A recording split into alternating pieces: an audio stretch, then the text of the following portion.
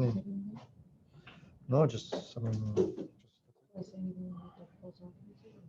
well, I think, yeah, just like, hey, listen, like, we don't have a, if they say something, okay. So two things. Hang on a second. Good. Able to do your. Good morning on Zoom. We're gonna do Ignite session 2, power session 2, build your business. Just letting everybody log in and walk into the classroom, and we'll get started in about 60 seconds. Got it.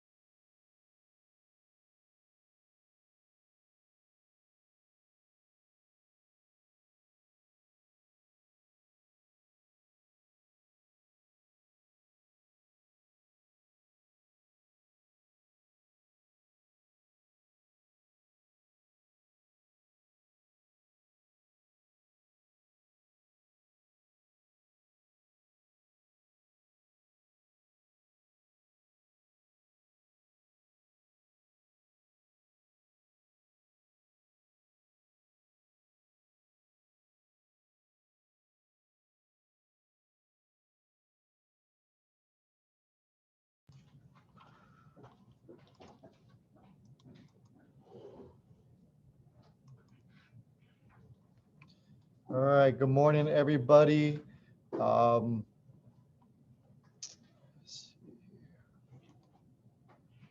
on Zoom, can you see the PowerPoint or no?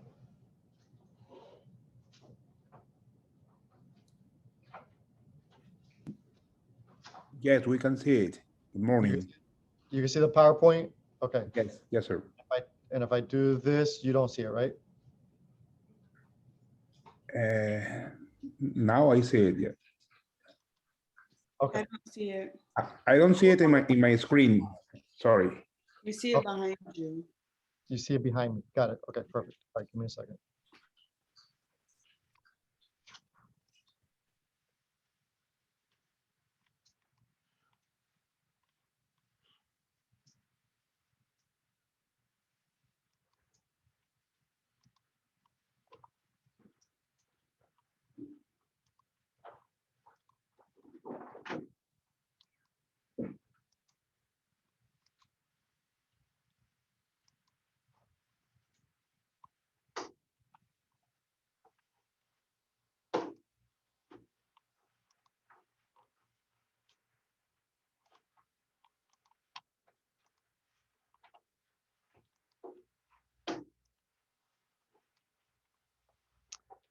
All right.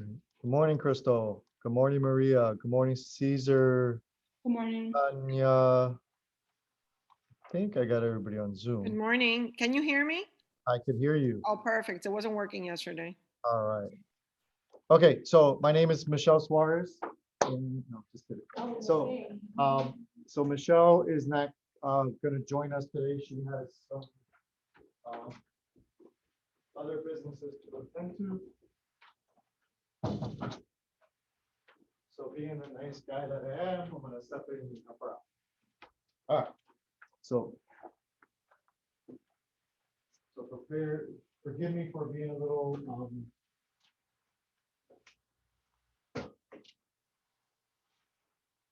this is not a session that I normally teach, but I will do my best to do as good as Michelle normally does. The first thing I do ask is that we have our cell phones on silent. Give me a second. Hang on, I'm gonna step up for 2 seconds.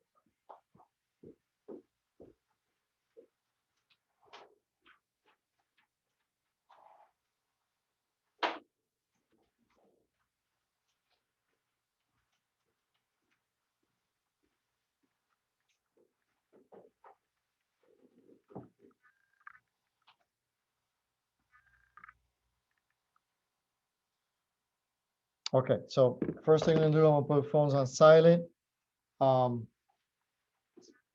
my name is Jason Yunus. I'm gonna write it up here. You can follow me on Instagram, YouTube, Facebook, at Jason Yunus. Okay?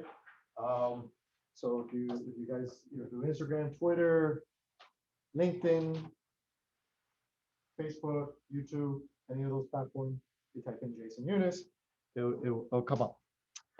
Or just Google. Let me write down my cell phone number.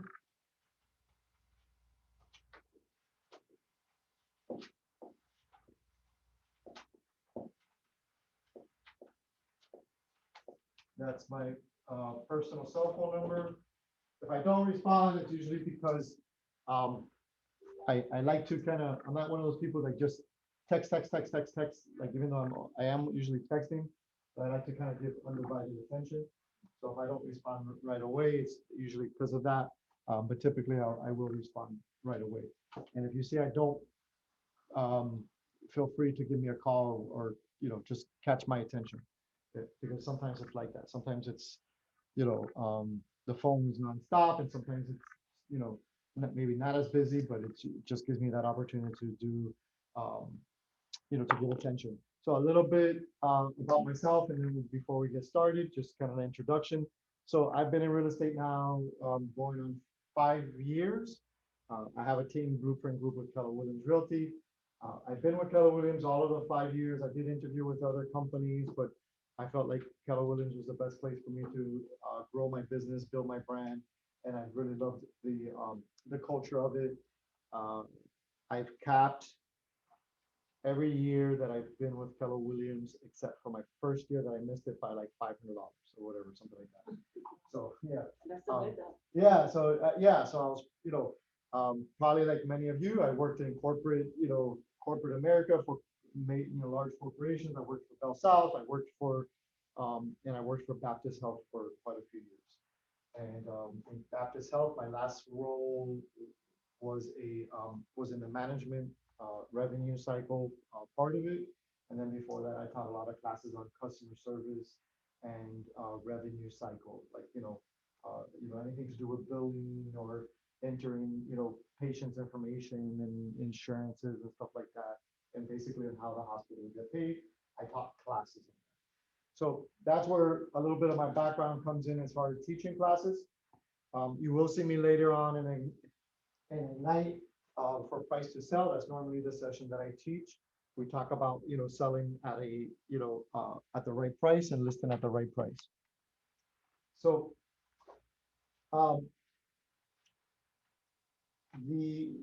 what else about myself? I am on the ALC, which is the Agent Leadership Council. I've been on the ALC for now, I think 4 out of the 5 years. Agent leaders. So one of the things with Keller Williams is that, decisions within the office typically are voted on by agents themselves that sit on the ALC. So anything like, any major decision that may affect the agents is usually what gets voted on. But the ALC, we meet once a month. We go over the numbers for the market center to make sure that the market center is operating healthy, right? So why? Because we're a profit sharing company, right? So meaning the owner's profit, which you probably heard about, is that, a portion of it goes back to the agent. So we would like, we're the eyes and ears to look over that. Yeah, so that's about it as far as my background. Just gonna go around. If anybody just quickly just share a little bit about yourselves. Maybe a little bit about your background, what you've done prior to this, and and your names, of course. We'll start. My name is- Mercedes. Mercedes Gutierrez. I have been dying to get in this industry for a long time, but I Okay. did became situated that I'm in now is my time. Okay. What else can I say? I was in billing, strong customer service. Okay. If you call Planet Fitness and they steal your money, I'm the one to answer that phone. So I know how to deal with those nasty customers. It was all day long. Strong customer service. And I just want to do something different. I want to Sure. get off the phone. I want to actually interact with people and stop being cursed out all the time and have a nice relationship with people. So that's where I'm at. Good. Well, you're not gonna get off the phone, That's for sure. But you're not gonna be cursing at me, maybe sometimes, but not constantly. Yeah, well, hopefully not, right? 8 hours a day. Hopefully not. Okay, good. My name is Victoria Lazaro. I actually started working here last week. I'm Christina's admin. Okay, Yes, prior to starting this job here, I worked at a special needs school for 4 years. I taught the younger kids, and I've always had an interest in listening. okay, And, I just took that job. okay. So So you're gonna start as an admin?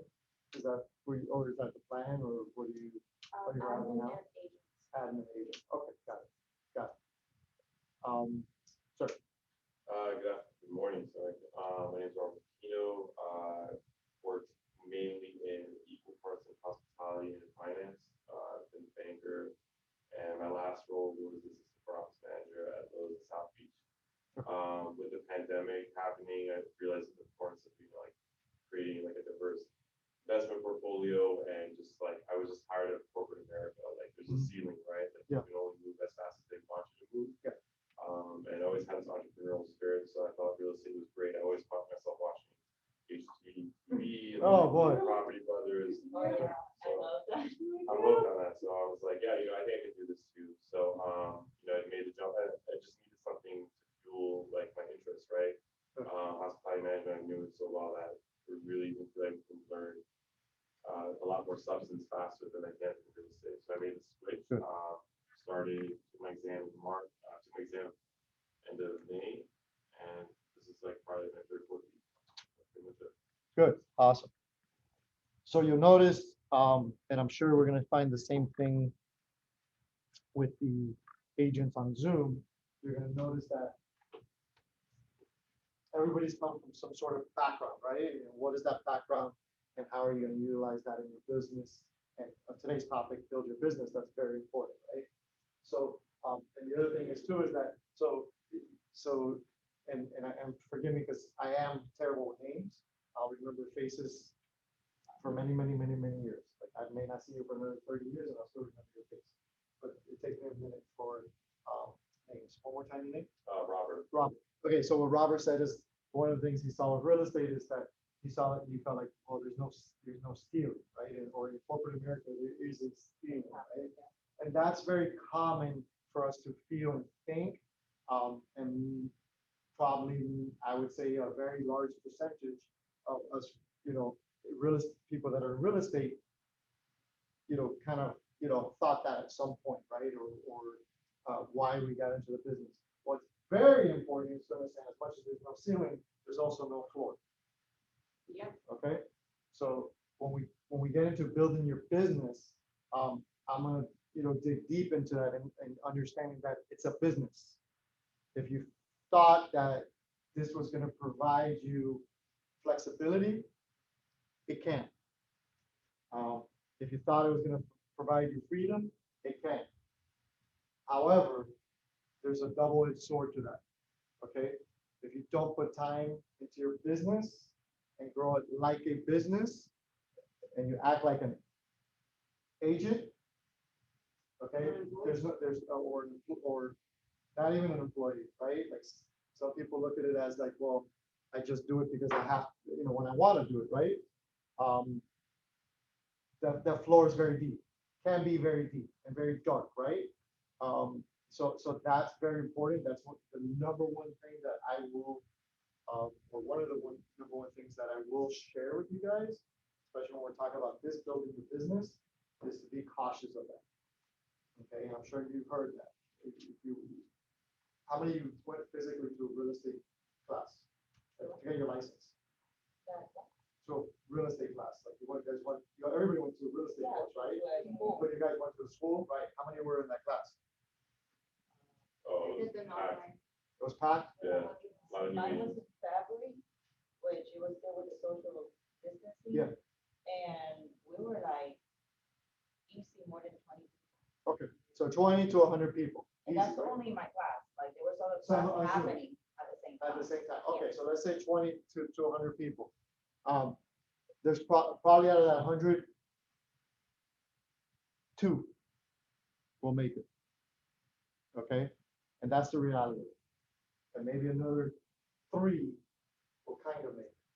Like, meaning when I say kind of make it, like they may do some business, they kind of, they make some money, but they're also maybe selling Avon or Boed or something else, and they're maybe working something part-time.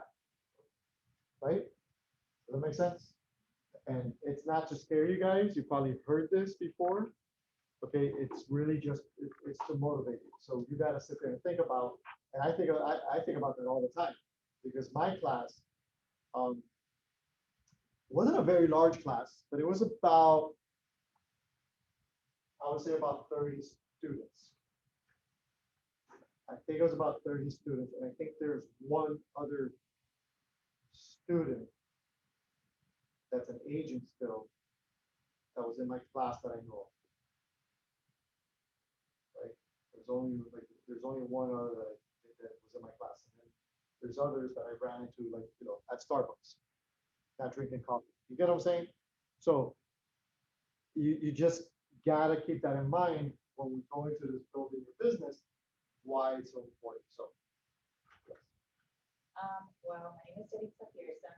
I'm a jack of all trades, so I'm Okay. going to just refer to the latest. What was your first name again? Woman? Jalitza. Yaritza. Okay. Yes. So I'm a nurse, Okay. but I'm not licensed yet in the United States. Okay. I also have a master's degree in healthcare administration. And I was working at a hospital, Okay. but I think that that's something that Christina shared yesterday. Okay. I was feeling like that environment, besides that there was a cap in my head. Yeah. I feel like the environment was toxic as of for not motivating me, because I was trying to do the part-time agent, and obviously it didn't work. That job was taking too much of my time, and I had to put extra hours. That's why they like to put you on salary Yes. and instead of per hour. Agree. I had to put extra hours, and that dilutes my pay. I was like, okay, this is not working for me.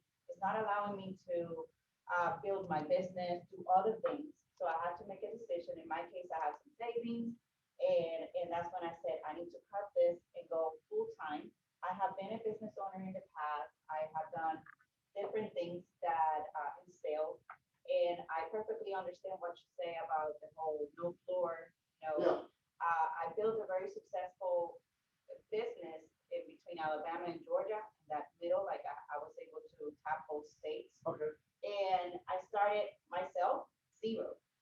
And from that, and it was related to real estate. I was giving service to posts and also real estate agents and all that stuff. And from zero, with the appropriate people, the appropriate support, the social media, and obviously very organized and Okay. structured, I was able to make it. So I know how that works. So I think that if I put that same ethic Okay. in what I have right now as an opportunity with Keller Williams, I think that I'm going to be one of those one agent that went to class. Okay. You see Good. what I mean? Good. But I had to stop whatever I was doing and be realistic Yes. that I cannot be in both worlds at the same time. So you brought up some great points, right? So some of the great points that I see there is that think about something that you've done before that you can apply into your new business or your current business, right? There's something you've done, okay? Whether you come from hospitality, education, right? Nursing, customer service, right? Most of us have come from those type of backgrounds, right? Right, Zoom? Yes. Yes, okay. I'm gonna get to you guys on Zoom, and Yes. I'm gonna want participation from Zoom, right? So from Zoom World. I'm not a big fan of Zoom World. I like interaction face to face, but that's okay. It's not about me. It's about, all of us learning and so forth. But I know that, with COVID happening, right?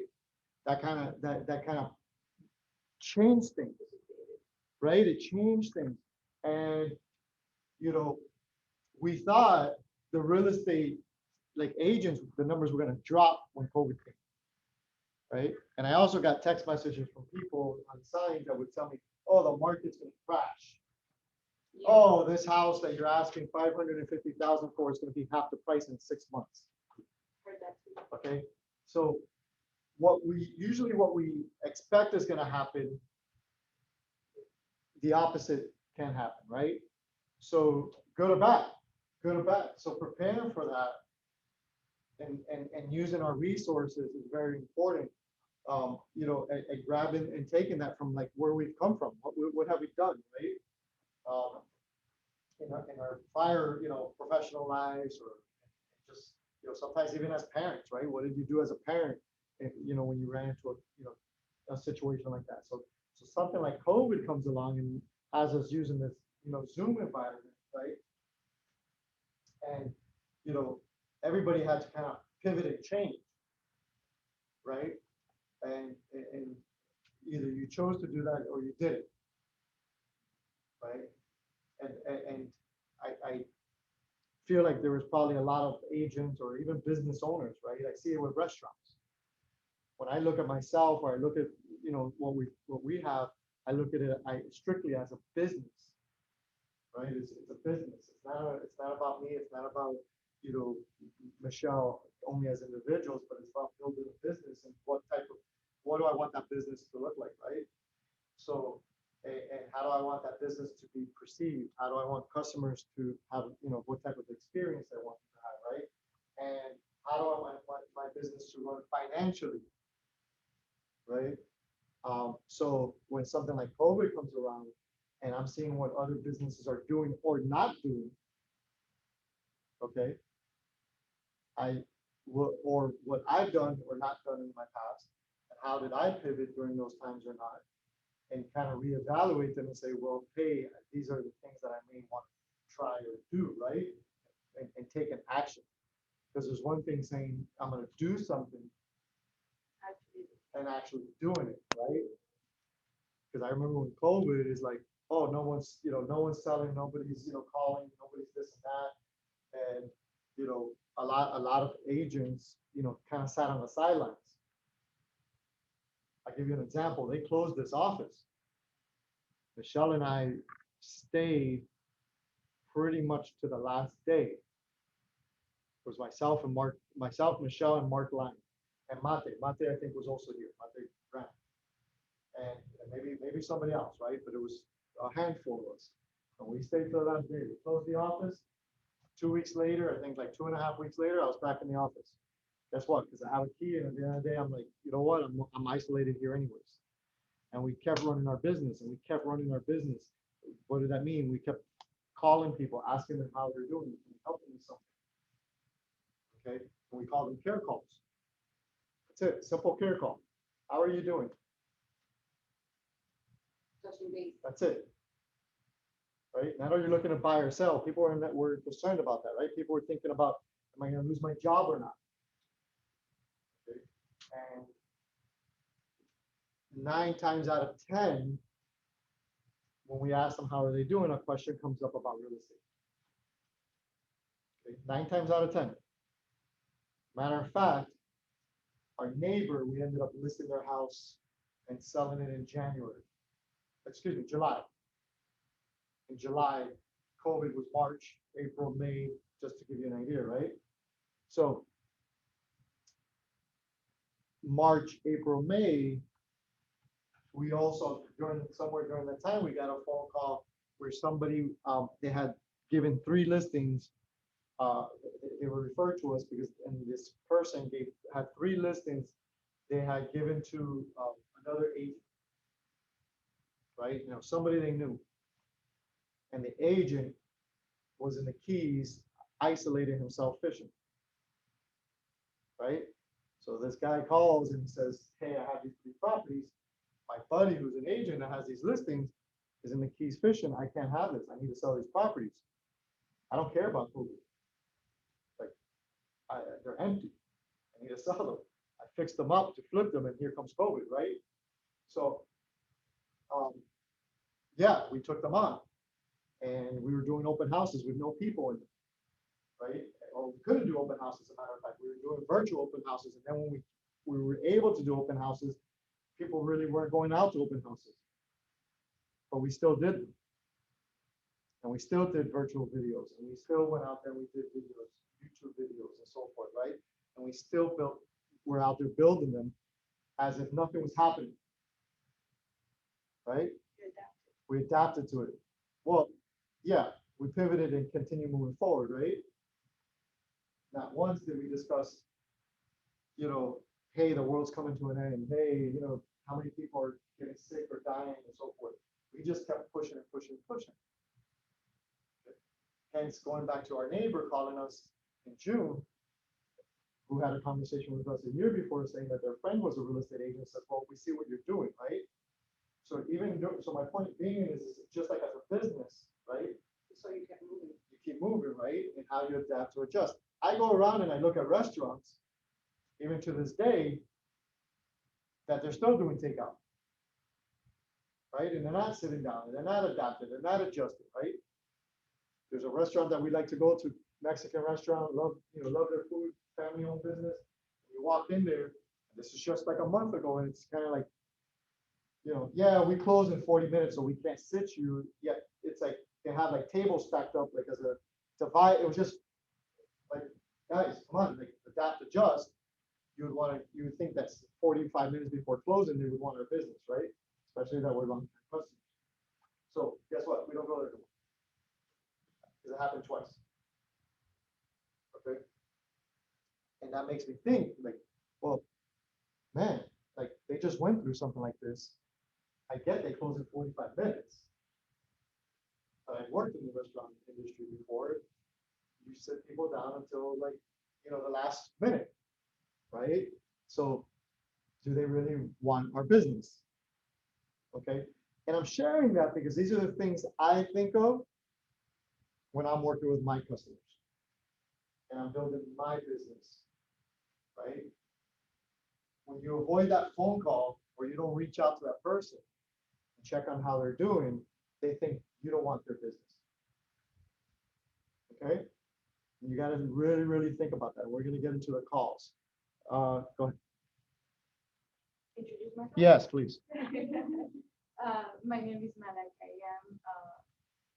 I started real estate 3-4 months ago, approximately March, April, around there.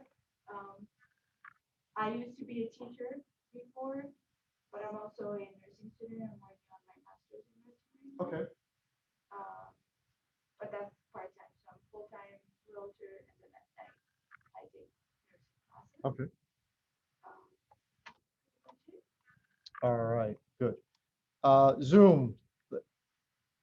Let's go ahead. Can I get a volunteer on Zoom to just tell me a little bit about yourself? Hi, I'm Maria Costa, and I've been doing real estate actively for the last year. I've had my license since 2014, but I was in healthcare for about 20 years. And I also worked at Baptist in the IT finance division. I was the manager there. And that was my last corporate job. And I decided that I was going to take real estate seriously and start just working for myself. And 3 months before COVID, I started doing real estate. Okay, good. Next.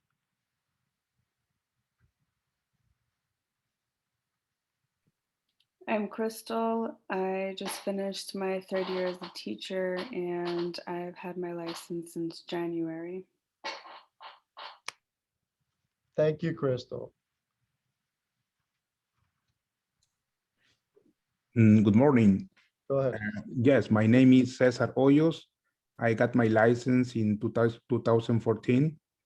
I've been working with 3 companies since that time. Okay. After that, I have been invited for a colleague in Keller Williams to be part of this company. So I'm here to grow up my business and take the advantage to take the classes, the trainings, and all the tools that Keller Williams offer for me in my career. Okay, good. Thank you. Thank you.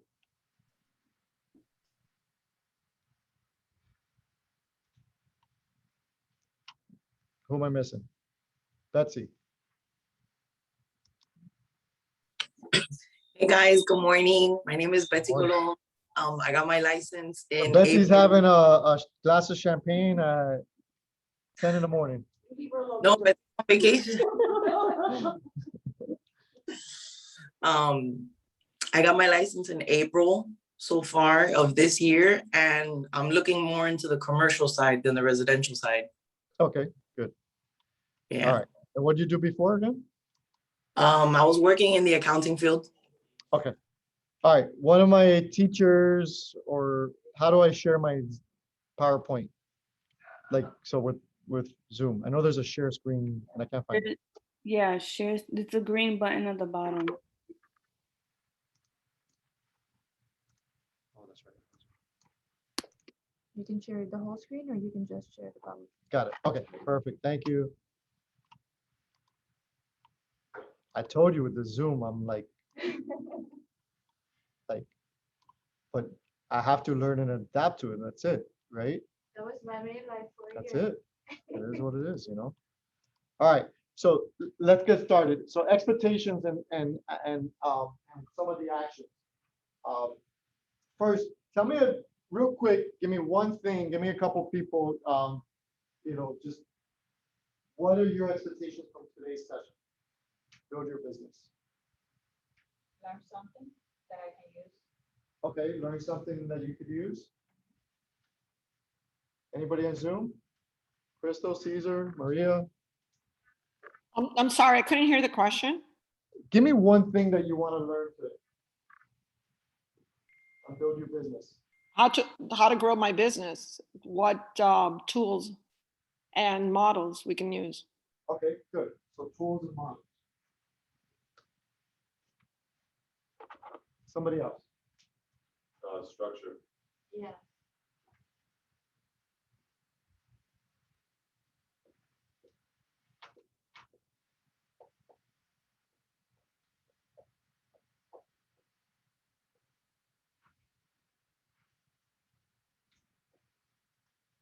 Okay. Anybody else? Or are we good there? Organization, how would you organize yourself between lead gen? Okay. All right, good. So we'll get into that. I think that kind of, falls into, the structure and tools and models. Okay, and I think with that, those are very, good, simple points, right? So my mom used to always tell me, keep it simple, stupid, right? All right, so we're gonna talk about, understanding what a database is, okay? We're gonna also go into understanding how your database will benefit your business and how to set up and organize your database and how to systematically communicate with your database. Fair enough? Sounds great. Okay, and everybody should have worked on an action plan on a daily 10-4. Did you guys begin that with Christina? Or not yet? You started. Okay, so going into building this database, organizing it, and communicating with your database, we need to take action. Okay? Contacts. No cards. Right? There's a couple of action plans here that I don't know if you did this if you went over this yesterday or not, but kind of going over. So we don't have e-edge anymore. Right now we're using command, right? So this should say command. And completing your KW profile and also your KW app. Has anybody navigated through that, through your KW app, command, or your KW profile? The links didn't work, Okay. so I just had to kind of like YouTube and Okay. navigate, but I don't think I have all. Okay, so YouTube actually, and I'm gonna pause there because you brought up YouTube. So YouTube is a great resource. So Ignite, everybody should take Ignite. I took Ignite probably a total of 3 or 4 times. Okay, and that doesn't mean you need to take every session 3 or 4 times, but I took Ignite, finished it, and then I would also pop in on sessions that every so often when I felt like it was just, you know what, I needed to clear my mind, I needed to brainstorm, mastermind, whatever the case would be, and just have a conversation. I think it's very important to be around conversations, right? If you're around conversations about food, you become a food expert, right? You're around conversations around negativity, you become a Debbie Downer. Okay, so keeping that in mind, one of the things that I find very important is showing up to the court. Whether it's out there meeting with your customers, meeting with people, or showing up at the office to organize your database and communicate with your database. Okay, we like to call the database your data bank. Okay. In case you haven't realized, you guys are not in the real estate business. You're in a relationship and marketing business. Okay? Sounds accurate. Relationship and marketing business. Relationships are everything. And if you can't market or learn how to market yourself as a business, or there could be challenges there, right? So relationships, what does that mean? Relationships can be, what are some examples of relationships that we could build? Well, in business, I would say that with other businesses, business to business. Okay, so business to business, which I think Betsy was saying she's looking to get more into commercial, so business to business is also very strong, and even if you're in residential, business to business is very strong. So that's a great one, right? What are some of the restaurants that I eat at? Who does my hair? Just everybody is a customer, but I'm gonna say everybody is a potential customer. Yep. Or I would say an ally. Yep. Because there's some, for example, in a house, people need different type of services, handyman, I don't know, I'm just mentioning things that they can recommend you and you can recommend them. And at the end of the day, that's your network. So it's like you have people that trust you. Yep. And you trust them to give your customers to. And when you think about it, it's just, you have other people talking for you and you're not even there, but in a good sense, not in a bochincha sense. Right.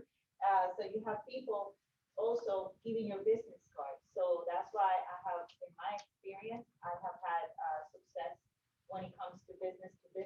Okay. And I don't know, it works. Good. So business to business, and what's also very important to understand for someone that may say, well, I haven't had a business before, right? But you have a business now, right? And even if the person you meet, you may not think they have a business, chances are they have a business. Make sense? Like I'm the type of person that I'll have random conversations with somebody, sitting down at Disney, right? I like that too. And not just everybody, like I'm not just going around talking to everybody. You don't see me doing that, right? But I'll find somebody and I'll just have this conversation, and Michelle will turn around and look at me and I'll say, do you know who that was? Right? And I'll, I should know, like, long story short, CEO of XYZ company. Right? Or so never, right? Never think that Never underestimate or never think that, somebody may not have a business or know somebody that's within a business, right? I think business to business are great. One of my, I call him a colleague now because we do a lot of business together, right? He owned a car dealership. That's one of his main businesses. He owned a car dealership, and he was in real estate. When I first got into real estate, I would just go by the car dealership and say, hey, how's business? Right? Now, 4 years later, we're doing business together. What does that mean? I'm finding properties for him. He's fixing them. He's flipping them. You We're nurture selling that them. relationship. I sold his sister's house. I sold his dad's house. Right? He's probably sent me at least 10 different pieces of business that I've closed on. Okay. So just think from one person right there, I just gave you easy over 10 transactions that I've closed. Easy, right? From going to a business and saying, how's your business doing? Right? What are you up to? Yeah, I'm in real estate. This is a conversation I had when the first conversation. I said, well, I'm in real estate. Oh yeah, I know a lot of real estate agents. I know he does. He knows the city of Hialeah mayor. Like he knows a lot of people. So I know he knows real estate agents, right? That's not my objective, right? Like I don't care that you know real estate agents. I'm here for the opportunity to be able to help you with it, right? So building those relationships are very important. Okay, so one of the activities you all should have done is your daily 10-4s, right? So where you're going through 10 contacts every day, speaking with 10 people within your database and writing 10 notes. And weekly reviewing 10 homes. How many of us have begun this? All of it or a few? Well, what are your successes? What are your on this? I did my 10 contacts. Okay, and we're gonna get into your database. And remember, when I say database, I'm talking about data bank. Yep. Okay, And preview is just either showing or going to a property. Yeah. and seeing. yeah, so going, That's what preview means. yeah, so preview 10 homes, right? So, so 10 contacts, so it's saying add 10 contacts to your database, right? Or your data bank. So what are some ways we can pick up new contacts? FISBOs, I can, What's up, yesterday I did a Alex? showing and the neighbor came around to know what's going on. So I actually allowed her to, see the property, gave her my card, got her information, email and everything, Yeah. Create that report with her, okay, which I'm going to follow up because there could be other properties in the area Okay. available. So that's how I made that contact. good. So you got her information. What'd you get from her? Email, phone number, name, everything. Okay, so I got email, phone number, name. Okay, good. We'll leave it right there, right? So one of the things that I want you to understand too, that may not always happen, right? You may not always get email, phone number. That's okay. Or phone number. You do want to get name and you do want to get phone number. Okay, very simple. What was your name one more time? Yalitza. Yanitza. Yanitza, let me send you information on this property. I'm gonna send you a quick text message. What's your phone number? That's it. Done. It was great meeting you. Maybe we could chat sometime. What's your phone number? Right? Now I just captured that and literally took me about 5 seconds. Okay, business cards, people throw in the garbage. How many business cards do you keep? I have it on my phone. I didn't even print one. I have it on my phone. Mhm. And I send them to, I put my name and Keller Williams Okay. and then my business card. Okay, So that even if it gets lost in Yeah. the messages, they can just search Keller Williams and they Okay. have my information. so they can search. That's the key right there. They're not gonna search. Do you want them to search for your money or you want to search, you want to know where your money's at? I want to have it. Okay. You guys get that on Zoom World? Yes. Okay, so if you have this mentality of like, oh, they'll call me if they need me. Or they're just gonna search and they're just gonna remember me. Okay, the likelihood of that is slim. Right? The name of the game, right, I said is what? Relationships and marketing.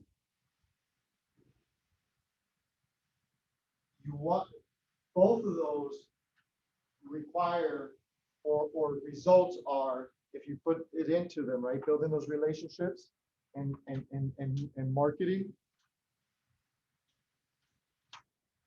The goal of those two is to put you on top of mind. Okay, how do you become top of mind? It's not going to be by them searching for you. It's going to be that you on a regular basis come to their mind. Right? That's why it's so important to follow up. The name of the game is following up. So if that initial contact, you didn't get their email address, that's not a problem. The next day, I'm gonna go through at my phone and I'm gonna text again and I'm gonna say, hey, Laritza? Yaritza? Yaritza. Hey, Laritza, it was amazing meeting you yesterday at the barbecue. Can I have your, or please send me your email address. I wanted to send you some local information that you asked about yesterday. Or, you know, I want to send you information regarding Sable Chase. You met at Sable Chase. Or whatever. It was amazing meeting you. I don't think I got a chance to share my app with you. Okay. We don't want to vomit real estate. Okay. Most relationships and contacts that you're going to build, they're going to come in the most unpredictable times. Meaning, like, you're going to say, wait a second, that was just an amazing contact, and I didn't even try. Right? But what you want to be prepared is on grabbing that information and building that relationship, right? I'll give you an example. I walk into a store yet. I guess Monday. I walk into a store Monday, and it's a door store. They sell doors and windows, hurricane impact, and so forth. Because I'm looking for front doors. And the girl says, I look and I said, yeah, I don't really see anything that I look. You know, they only have a few things. She goes, oh no, well, let me get you some. You know, I said, well, do you have any brochures or catalogs or something like that? So I just, you know, I'm looking for a style of door. And she said, and she bring me these 3 brochures. Yeah, I'm not, I wanted that to do with like commercial buildings. I'm like, this is not what I'm looking for. And, you know, we're looking to, you know, take 1 door, maybe 2 doors. She's like, one like a red style. Yeah, exactly. And she says, oh, here, let me show you a picture. She shows me a picture on her phone of the door. I'm like, oh, that's beautiful. That's actually a great door. I like that. She says, and I said, well, do you have a catalog on that? She said, no, I don't. So I'm like, she hands me a business card and she says, well, I could text it to you. I can send you this picture. What's your phone number? She sends me the picture. Okay, great. I got the picture. What you gonna do with it? Yeah. You get what I'm saying? Yeah. It wasn't, let me say your contact, what's your name, what's your phone number? Yeah, that way she has Now she can have control of the situation and follow up with me. It's kind of like, I feel like now she's depending if I'm gonna go back there or not. Am I gonna reach out to her or not? I don't know if I, you know, if that's the place I want to necessarily do business with or not. I don't know, right? Make sense? Okay. So very, very important. All right, so adding 10 new contacts, excuse me. And very important is 10 people within your database, right? So people that actually exist in your data bank, okay? And this should be everybody, because you're gonna be upset when you find out your mom listed with another agent. And some of you are laughing, but it's happened. It's happened, okay? Christina's our PC coach. Prior to that, it was Eva, and for like one of the things I did for about 2.5 years, give or take. I actually was a launch coach and I've coached several agents and so forth and help out with that, right? And I had an agent come up with me, a new agent. And yeah, my mom's house is listed with another agent. My mom's house. My mom's house. So let that sink in for a minute. Okay? Everybody should be in your data bank. Everybody should be, you should be in contact within your data bank, right? Speaking to them. Okay? And as you build this, right? I go back to like COVID, it's, hey, how are you doing? Have you guys got into the Ford or no? Ford, right? It's very simple. It's very simple.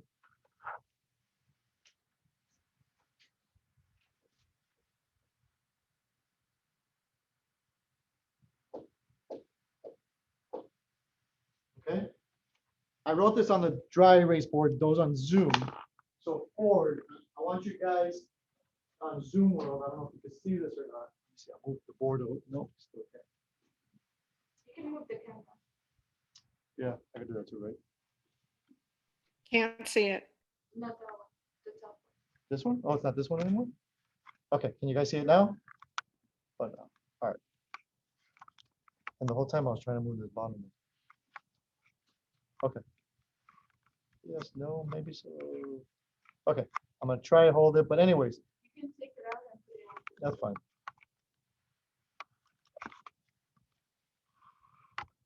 I'll just, so what I wrote, guys, is Ford, F-O-R-D. Okay? Family, occupation, recreational, and dreams. Thank you. Okay? Keep it very simple.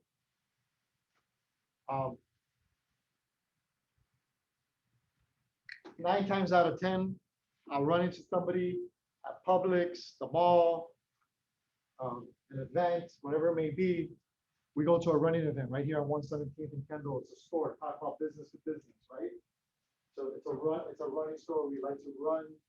So we go to these running, events, and at these running events, it allows us to network, but we're there to run, right? I'm there to run. But 9 times out of 10, somebody comes up to us and says, "Oh my God, that house you posted was beautiful. Hey, I had a question, and it's regarding real estate." Okay, so it goes back to the marketing part. Okay, building those relationships in the marketing and being on top of mind. You want to build a business so that when you go to an event, think about what you do.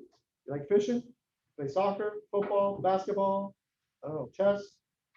What do? Are you part of a club? Anybody part of a club? Nobody? Like, nobody like crochets? I don't know, art club? Crystal's part of a Crystal is part of a meditation group, right? Yes, I am. You are, Crystal, I know.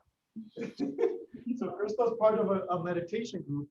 So when Crystal goes to her meditation group, and I imagine it's a studio in a lot of cases, or maybe an outdoor facility or whatnot, these are people she should be networking with and building these relationships as Crystal Taylor, right? And as they get to know Crystal Taylor, they're also going to find out that she's in real estate. They're going to build this relationship and they're going to build this trust with her. And the day is going to come that when they think about buying or selling, Crystal's going to be top of mind, right? If Meditating correctly, she's yeah. meditating correctly, right? Good. So you have to look at when you're speaking to your database and you're building your database, I want you guys to think like that, right? Because the first thing when you guys were brought into real estate was, well, I'm going to cold call and I'm going to speak to FISBOs and expires, and I don't know who that is. They're going to yell at me. They're going to hang up on me, and they're going to tell me to go to hell or whatever the case may be, right? And that's probably very true. Okay? But just keep in mind that you may have 20 ways to lead generate, right? You may have 20 ways to lead generate. However, you're going to want to pick your top 3. And those are the ones you're going to want to double down on. Okay? And then maybe your top 5, which is your additional 2, you're going to also work that as well. But the top 3 is what you're going to double down on. And perhaps your thing is for sale by owners, right? Alex? Robert. I was close. Okay. So Robert, one of the things he said in the beginning was for sale by owners. He likes for sale by owners, and maybe he does really well with for sale by owners, right? Maybe that's his niche. Robert should double down on that. Okay. Maybe Crystal is part of a meditation group that has 20, people that go to this facility and they bring guests and so forth, and this is, and this is something she should double down on, right? Make sense? So find your niche that works for you, right? Find what works for you. And I share this because perhaps for sale by owners is not your niche, right? But guess what's everybody's niche? And it's probably the one thing that people do not work. Your database. This. The people you already speak to, the people that already know you, that is usually where people fail to communicate with. I noticed.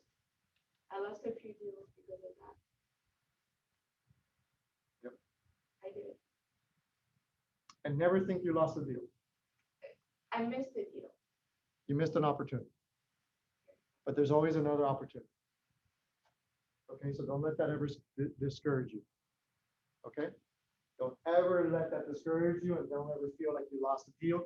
That's why it's very important to keep in constant communication with your database, top of mind, social media, email, text, phone calls, door knocking, visiting their businesses, whatever it is that you're doing, right? And constantly being on top of mind, because what you want to do is you want to build up several opportunities. When you build up several opportunities, then you have a business. Okay, all that person did was go eat at another restaurant. Right? So when you think of your business and building your business, you have to think of it like you're opening a coffee shop, a meditation studio, a clinic, a gym, right? If you don't open your doors and you don't show up, what makes you think anybody else is going to show up? Are you guys crying? Is this something? Of course she was crying Yeah, she too. was like, what? She's getting emotional. Oh, over you're here. getting emotional? Right. It's okay. It's okay. It's okay. Get emotional. It's okay. But if you don't open up your business, right? If you don't open up your business, what makes you think someone's going to show up?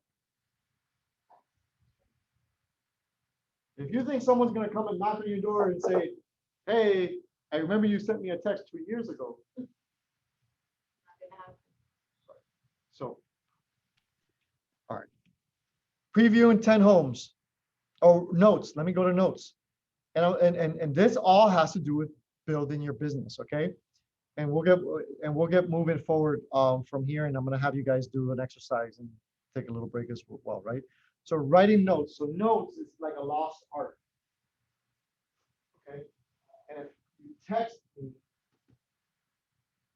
I can send you a code for it's a company called AM Cards, and you could do cards, like they have card templates, very easy, and you can send them out to people, right? It's kind of like you pay like a SunPass thing, I mean, if you want to do $10, $20, whatever it is a month, and you could send out, you could use it to send out cards, or you simply could go to the dollar store, okay, and send out cards. There was an agent here once, I don't know what he's doing now.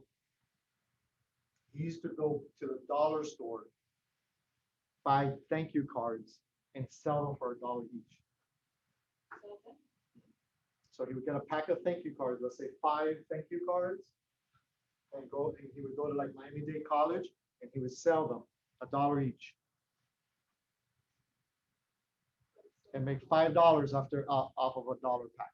Gotcha. Right.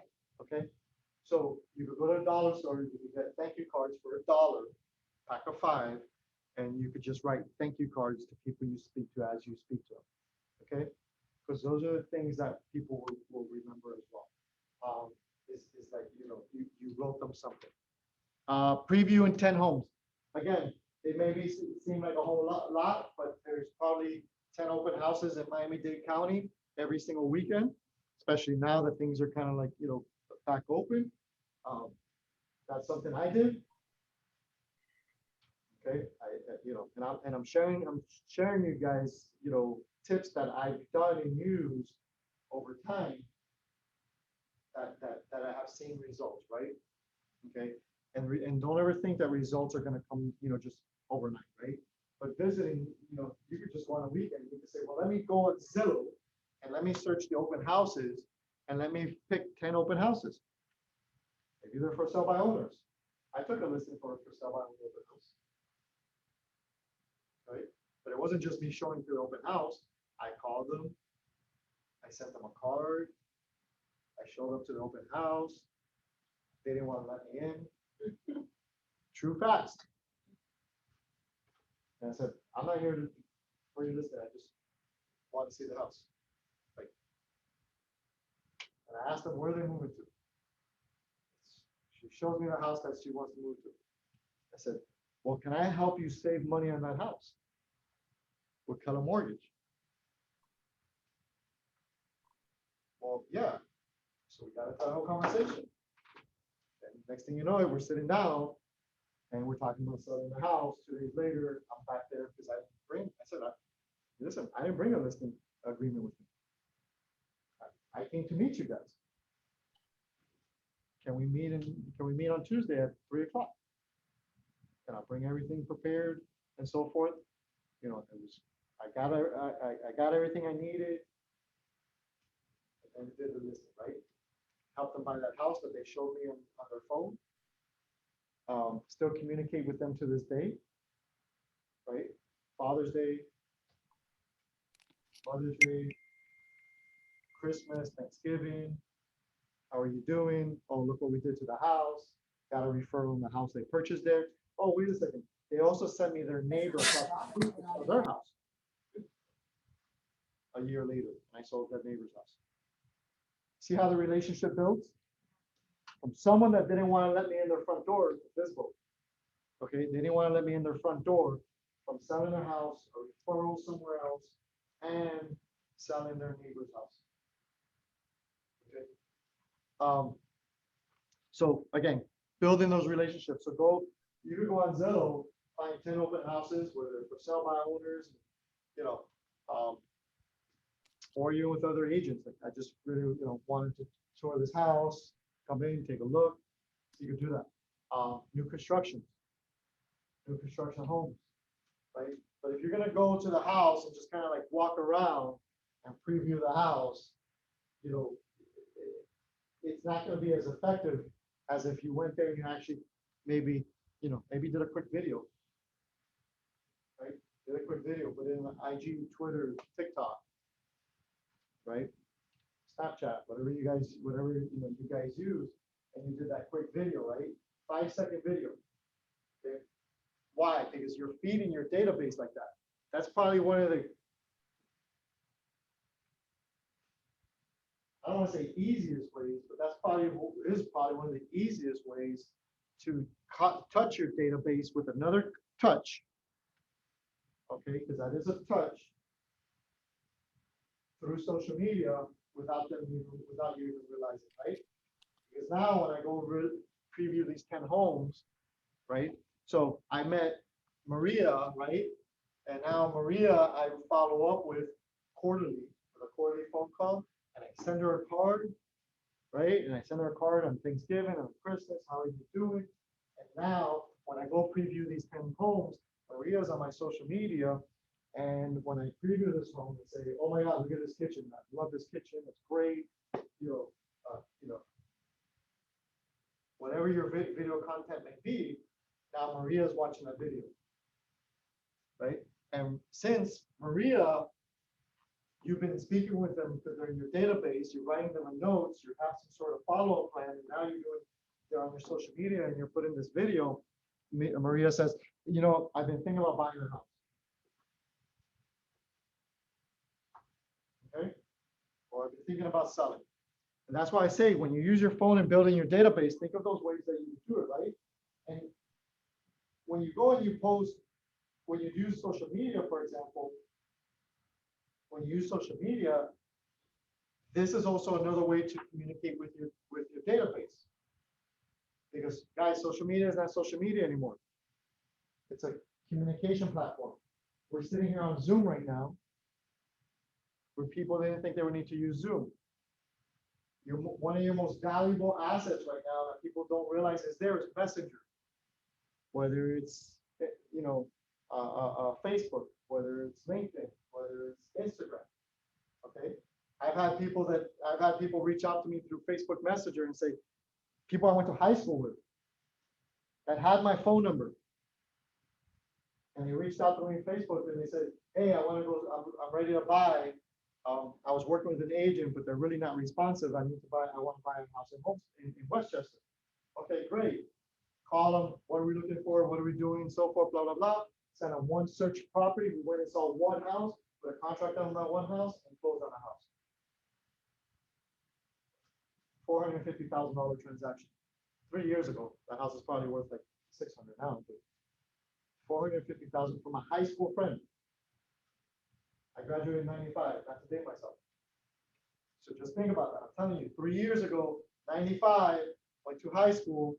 They're sending me a message on Facebook because they trust me, they know my real estate, right? And 9 times out of 10, it's because they're going to respond to a real estate related video. Okay, and I say video before pictures. Pictures work too, but video is even more impactful. Okay. We sold a house here on 87th Avenue in Galloway, $700,000 sale.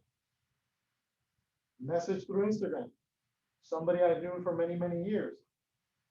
They said, hey, can you come meet with us? When I went and met with them, they said, yeah, we were sitting on the couch and we're discussing selling. We're on Instagram.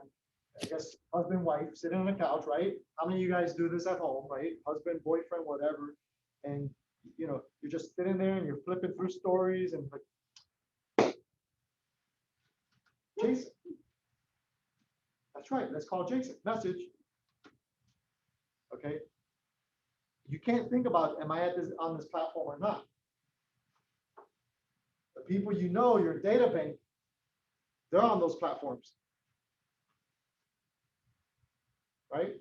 So if I tell you there's $100,000 in income, GCI sitting on Instagram or sitting on Facebook, are you going to sit there and say, oh, I don't do Facebook because my auntie's always, you know, making these comments about my company. Who cares? Use it the way you use it, right? I don't get into politics. I don't even really get into sports because I'm a Laker fan and I know there's a lot of Miami Heat fans that I know. That's it. I grew up like that. Nothing against the Heat. Just so I don't, you know, people. You don't choose your team. I don't know. But I don't get into it, right? Like I don't, you know, this team sucks. Oh, da da da. Like I don't get into it. I don't get into it. There's a hurricane coming. I don't get into it. There's a car accident. I don't get into it. Anything. That's it. Real estate and my family and my friends. Right? I try. That's it. I don't want to bring any of that juju or that energy into my life. Right? So I don't talk about hurricanes. I don't talk about car accidents. I don't talk about fights. I don't talk about things like that. Like it's not something I choose to get into. Right? Now, on the contrary, your database may be revolving around MMA fighting. And maybe it's about fighting, right? Like that's it. And maybe that's your clientele. Then, you know, hey, then so be it, right? I'm not telling you to do what I do or not do, just, you know, think about what your database is, you know, sensitive to or receptacle to, or what's going to build your business, right? I just gave you an example where a guy calls me and gave me literally 3 listings, 3 flip jobs, right? Staged houses, all of them over $450,000, $400,000, $500,000, and $600,000. 3 listings at once because he sees his buddies in the Keys isolating himself during COVID. Okay, so How can you miss on that opportunity? By fishing. well, I mean, they thought it was done. Messenger. This is. So I'm showing here Messenger on Instagram. These are conversations. These are conversations, right? Some of them are family, some of them are friends, and some of them are real estate related. Some of them are other agents. Okay, other agents are your customers too. Okay, so those are just some ways to build the database. Okay, so now we're on page 9 in your manual.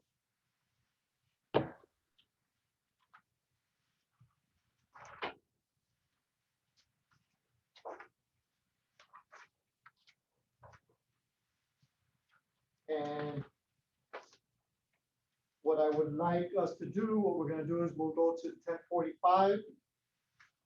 Let's make some contacts.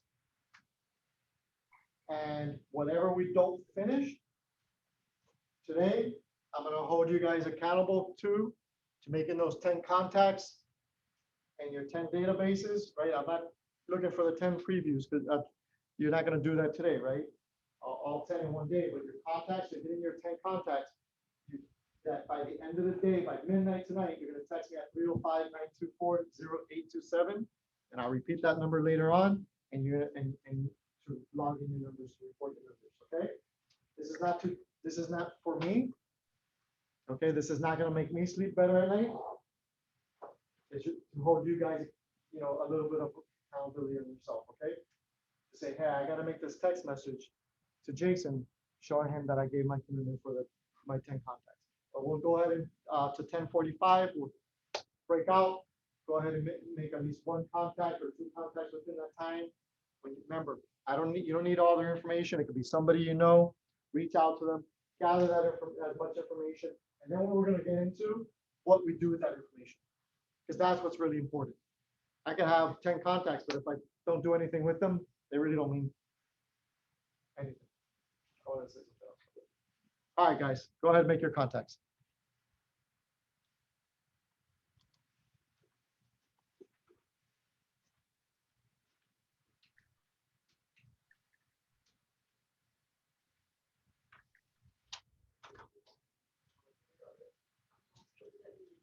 Take your phone and start looking, think about people walking right up and be like, hey, I'm a realtor, what's going on? Yeah, because I'm going to use to follow up on some clients right now. Where are you from? Originally from Puerto Rico. My best friend, Puerto Rican, Luisita. I'm calling you. Yeah, that's a very Puerto Rican name, That's like right. from the island. Yeah.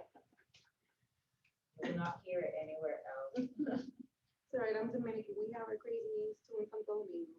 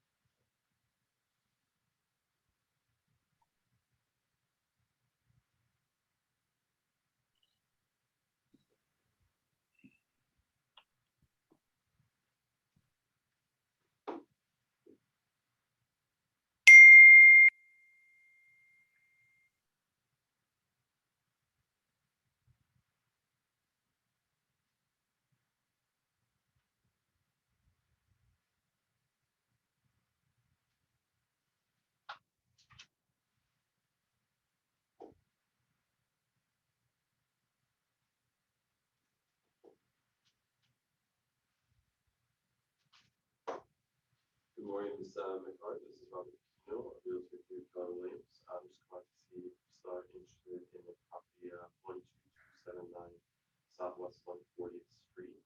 I'll be more than happy to talk to you at your convenience. If you just please call me back at 917-374-9092 at your convenience. Much appreciated. Thank you. Have a good day.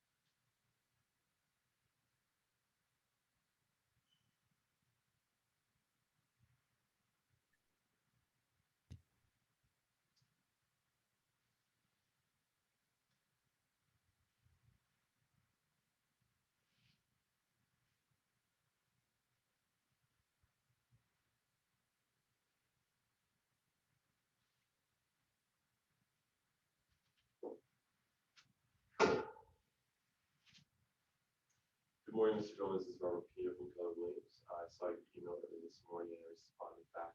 I just wanted to ensure that you did get my email with the 13 listings and the 33173 area code. If you just call me back at your earliest convenience, it'd be much appreciated.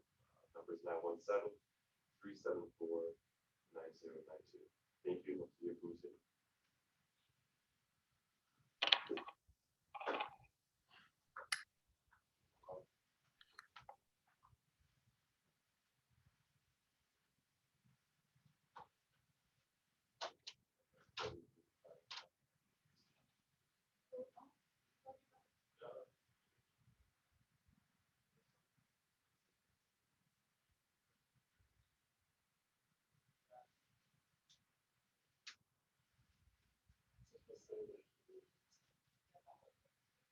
Oh, he kept saying 10:45, but the clock was like 10:42, and I was like, 3 minutes, so I think maybe he's off.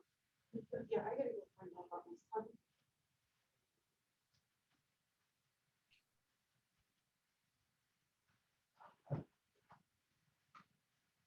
Oh, it's not easy way out, this is, yes, outside.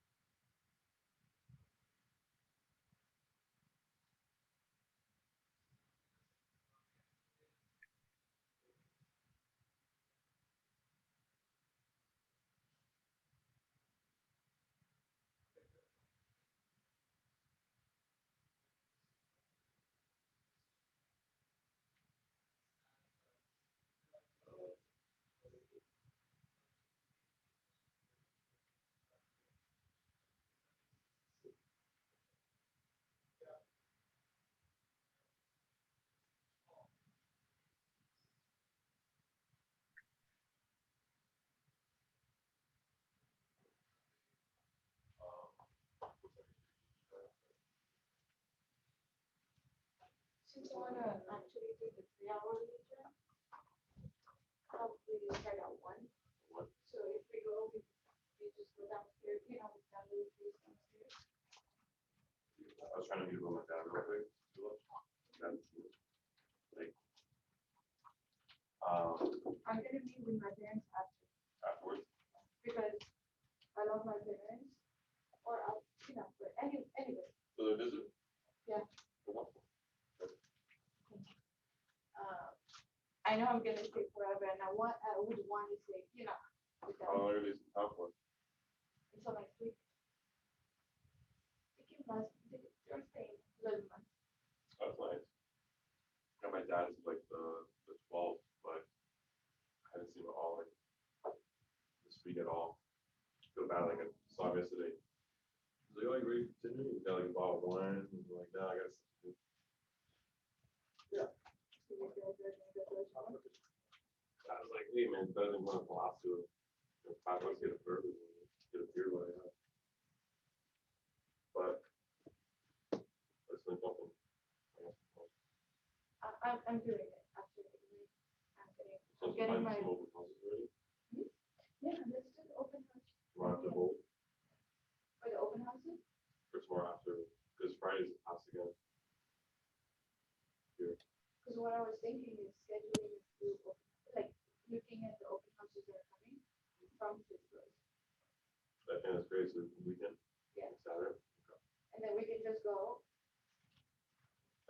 So maybe, Look at the property, get to know people, see if there's buyers.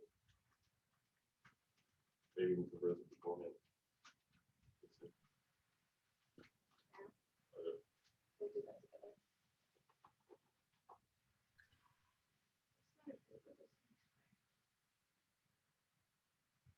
Yeah, Jason, Yes. can I ask a question? Yeah.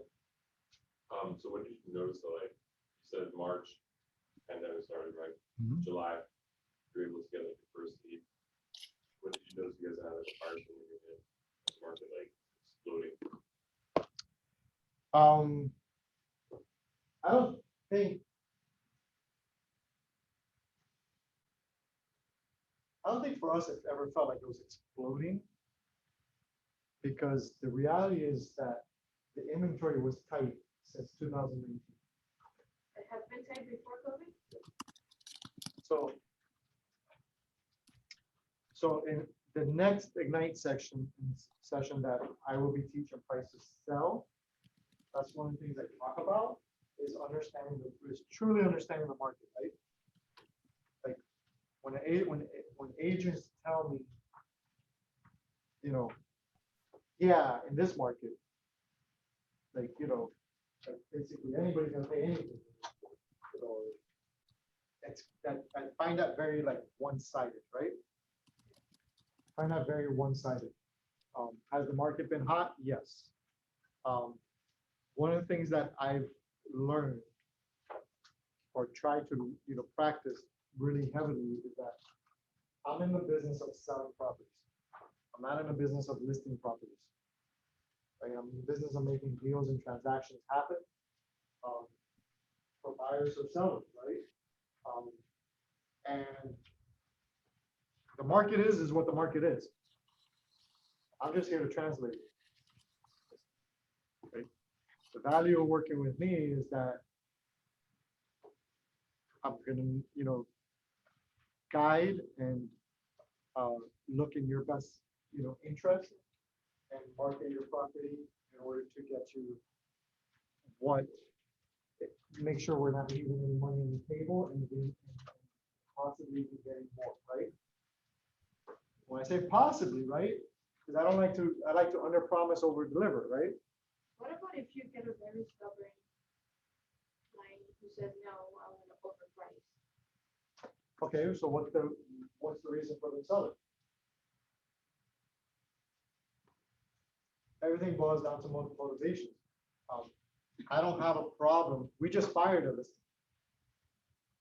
Just fired a listing. Lose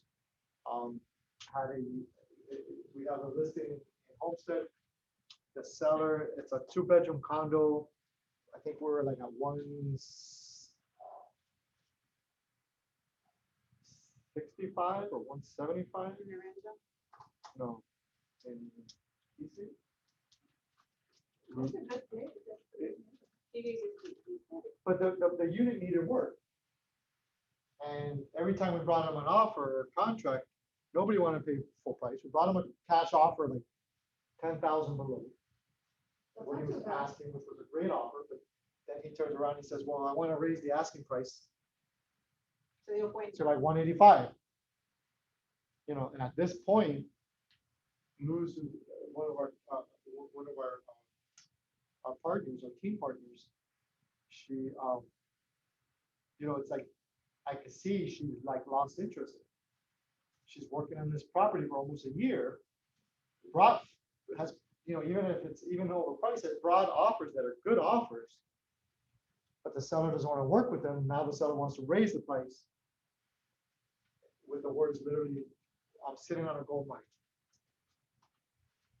It's a 2-bedroom condo that needs work. There's no gold mine, right? Like it is what it is, right? So that's it. How are you guys signed exclusive rights to Melissa?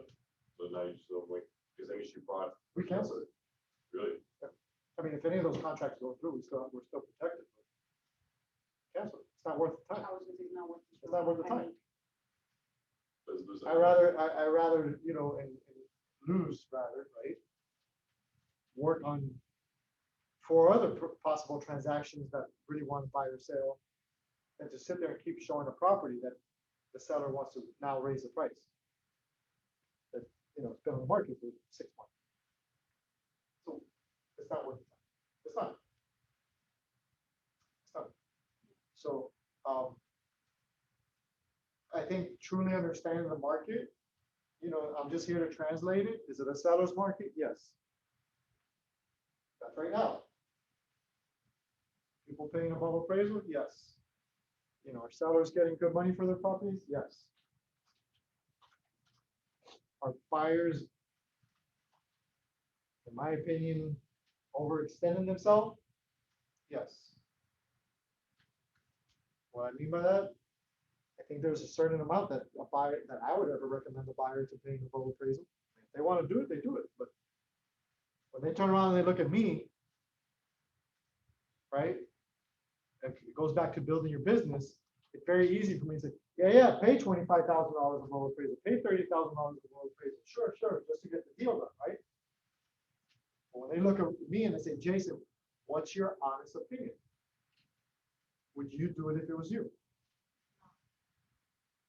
In some cases, it's no. Some cases, it's yes. It depends on the situation, right? But I'm going to be honest with them. And I tell them that. I say, listen, this is your scenario. Your scenario is not the same as my scenario, right? This is what you have to look at. What's more important to you, right? What's really more important to you? It happened to us. It happened to Michelle and myself. Right? So I wanted additional money where it got to a point where like, no. I could take that money and go buy 2 properties. Like, no. Right? So going back to the market's been tight since 2019. Right? Matter of fact, one of the people I just got off the phone with is somebody I know for a very long time, friend. He lives in California. He's been talking about buying something here because his mom is here since 2019. Right? I'll give you 2 examples. And then I have another customer friend who bought in 2018. The guy who bought in 2018 bought a house, single family home, 2-car garage, no pool, space for a pool. Needed updating, not a problem. And at the time, in 2019, especially towards the end of it, the inventory was low. Everything he found that was updated, we were kind of missing, right? So finally, we found this house. We're like, man, this is a nice size house, has a great bones. It needs updating. What would this house look like if you updated it? Okay, 2019, he bought it for $419,000. Since then, he's updated, built a beautiful pool. He just got married in his own backyard. Okay, is about to have a baby together. Right, like I think they're due like any day now. Okay, notice I know these things about my customers. This is what's going on. I have 3 customers that are delivering this month. Actually, one just delivered, right? Like former past customers, right? I want to keep those relationships, right? Because 2 of them that are delivering, one had sent me the other one as a customer. You see what I'm saying? Like they know each other. Hey, Monica had her baby. Oh yeah, okay, great. So you see what I'm saying? And they work together. Anyway, and that's what I truly enjoy. Like I truly enjoy that. Right? There's one that we became friends, like, we started even bike riding together, and every time he posts a story in the backyard, he bought this little house in Hollywood on the water. And I didn't know the community existed. Like it was super, like you're like, oh my God, this is like a paradise for like $350, right? It's a 1,000 square foot house on the water. And every time he posts a picture, when he's done with it, the video, I'm like, look at it. It's like the guy at the pool. I still haven't seen the pool in person, but I know he built a pool, right? So, anyways, long story short, $419,000, 2019. That house now with a pool, I probably could easily get him $550 maybe. Easy 550, right? So the other guy in 2019 that kept telling me the market's going to crash in 2019. COVID comes, oh shit, it's really going to crash. I'm sorry, 2020 comes, oh, it's really going to crash. Nothing. Now it's like he's starting to buy it. It's like 1 second he wants to buy because he's spending more money in taxes every year because he has no write-offs. He's like, man, these taxes are killing me. I need to buy something. Should have bought 2 years ago. Oh, but now the same thing. Oh, the price is gonna drop. Okay, but the input price is gonna rise. So you need that, think of, right? So it's everybody's situation. It's a little different. I have a customer going through a divorce. What's gonna make more sense for him? He's like, look, if I go rent, I'm gonna spend $1,800. Great, you can find this and you're gonna pay $1,700, right? So knowing the market is very important. So going back to when did we find that things were going out of control or anything like that? Never felt that way. Never really felt that way. Really just felt like, because as much as, they're saying, well, the market went out of control. This is what's very important to understand, right? Oh, market's out of control. What went out of control? Prices, maybe? Right? People taking debt. People taking debt on their houses? I don't think so. I think there's more equity in houses now. Well, I mean, like new debt, right? Foreclosures. Actually, it's the opposite. If the jobs report just came out like 2 days ago or 3 days ago, people have less debt. Because the equity is higher. I paid off all my bills last year. There's a home equity, but he's talking about the other debt. People have less debt. Now, what are you talking about? Don't go because Fulanito told you this at La Careta. That's the thing. Oh, people get consumed in that. Don't get consumed in that because then you head yourself on a path that may not be actual. People have less debt. Why do people have less debt? I think that last year, people started buying compulsively because they couldn't. So it was negative for the business. So it's different when it comes to business being in debt, like business owners. Those are the ones that end up with certain issues because people were That didn't not pivot and adjust. Exactly. So, but as for just regular people like us, we were not going to start every day. We were not. You couldn't. We couldn't. We We couldn't. couldn't do so many things, or it was an inconvenience, because the whole wearing a mask, the whole social distancing, so many people would only be at the same store. So we were not doing what we normally would do.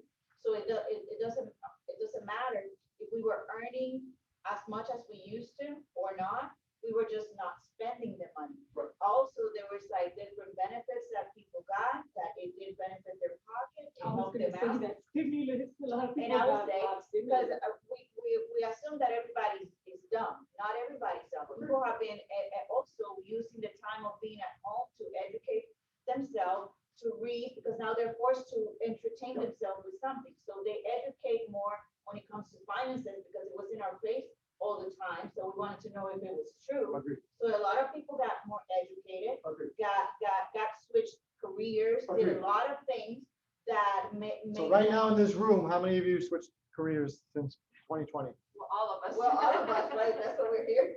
Right, how many on Zoom switched careers since 2020? I know Crystal did. Right? Yeah. Right? Think about that, guys. What is, don't go by what, your friend is telling you, right? Or, the news source that you may be, listen to or not use. And I'm not one of those people who say news is not, informational, because I think there's still great information on news, right? I'm not that type of person, right? To tell you that.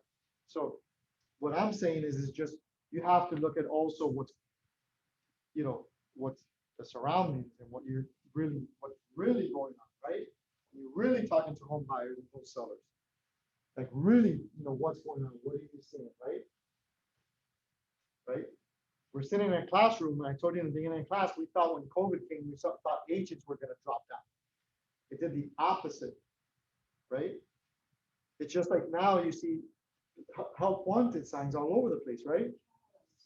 You see them all over the place, but where do you see them? Hospitality. Right? How many of us have been servers or waiters or bartenders before? I did it part-time. I did it part-time for 4 years in my transition to get into real estate. Okay, I did it on the weekends and the nighttime, right? Great money. Right? Could agree? I made better money there than I did in management with Baptist Health. Maybe dollar for dollar. I mean, better money, right? However, it was never something that I said, oh, I want to do this for the rest of my life. And most people that get into those industries, right, that become a server, or hospitality, unless that's your degree, right? Like, meaning I want to manage a Lowe's hotel, right? A Ritz-Carlton, right? And that's your degree in hospitality, or I'm working for Disney, whatever the case may be. You never really got into that business for that. You got into that business because you heard it's good money and you needed a job and you got the job and you made good money and you stuck with it and then all of a sudden something like COVID comes, right? And then you start to reanalyze and say, I always wanted to be a nurse. And I never finished my nursing degree. But I always wanted to be a teacher. I always wanted to be a real estate agent. I always wanted to be. And yes, are there people that just don't want to go back to work? Possibly, right? It's very possible, right? But I think a lot of people reanalyzed and readjusted their lives, right? And that's that's understanding the real estate market, right? When we talk about local real estate market, because in 2019 and 2018, ICE had more customers downsizing, right? Where last year I had more customers upsizing, where they realized my house is too small for me because now I'm home more. And what I experience and what you experience may be different. Why do I say that? Not all markets are equal. If your specialty is Brickell and condos in Brickell, you may see a different scenario. Right? Somebody asked me, oh my God, is that going to hurt the real estate market? What happened with the buildings, right? It may if you work in condos. I don't know. I don't do condos. That's not my business, right? That's just, and not saying it's a good business, bad business. It could be a great business. I've never sold anything in Sunny Isles. I never sold anything Surfside. I never sold anything on Miami Beach. I just haven't, right? It's just not my field, right? But if you had the opportunity, would you? Since it's not your specialty? It would have to be, no. Okay, so would I? Depends. Will you refer that client then to somebody that? I've done listings in West Palm Beach. Right? The 3 listings I told you were all in West Palm Beach. It was worth it to me. It It depends was on, it was $1.4 million total in volume. yeah. All 3 houses were remodeled and professionally staged. So I thought they were great marketing pieces. And if I could manage the time that I use visiting the properties and going to the properties and how I'm going to do it, it made sense. Right? If it's a buyer looking for a condo on the beach, probably not something I want to do. Unless it's one of my previous customers or something like that. So again, but that's how you decide to do this. Okay, so going back to it, understanding the market is very. Let me get back to the topic, right? Building with your data bank, and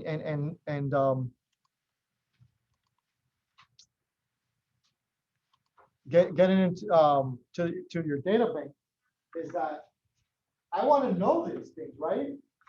And the one thing that real estate agents or even business owners in general, what we do too much sometimes is we'll talk too much. Right? We'll talk too much without really understanding what is it that person is looking for. So we've got to learn to become more listeners, active listeners. What is it that they're looking for? And being able to provide, information that's valuable to them, right? Information that's valuable, and then hopefully to help them, right? And when you come from contribution like that, you build that trust. Okay. So going back to it, can I tell my seller, my buyer, yes, yes, yes, you know, pay this much amount? They may come around 2 years from now, like, man, I put this much amount above appraisal. That's the guy that talked me into it. I don't want to be that person. It's not worth it. Right? It's not, again, I look at my business as this is something longevity, right? For through the long run. Providing the experience. Yeah.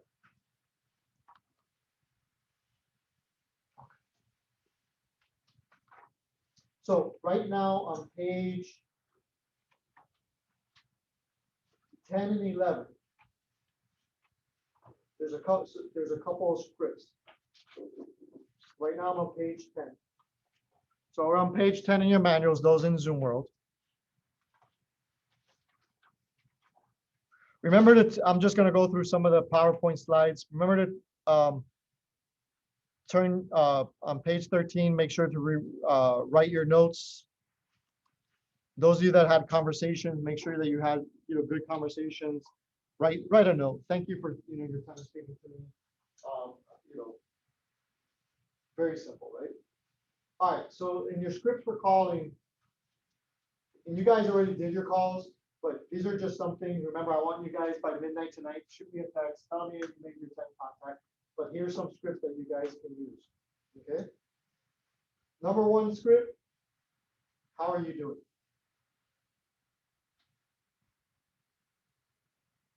Hello, how are you?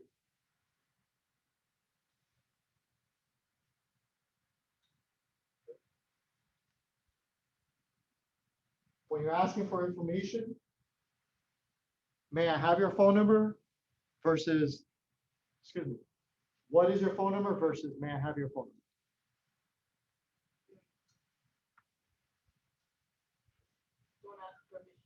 Don't ask permission. Say it again. May I have your phone number? Yeah, may I have your phone number?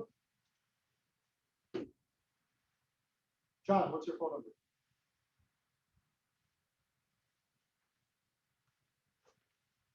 So it gives them less opportunity to say yes or no, right? You want to go into questions so that there's a continuation. Okay, and you guys could review the scripts and we'll go over some of them. But when you ask a question, then you want to go deeper. Okay, so those of you that are role playing, see, actually, I think Christina and I had this conversation once. She was like, "Oh, like, you don't role play," or it was something like that. We said something about me not role playing. Said, "Oh, I do. I role play every day. I role play when I go to Starbucks. I use Starbucks as an example. I really don't go to Starbucks that often. I use it when I go to Starbucks. I use it when we went to Las Vegas. Signing sheet, yeah. I don't know if there was one here.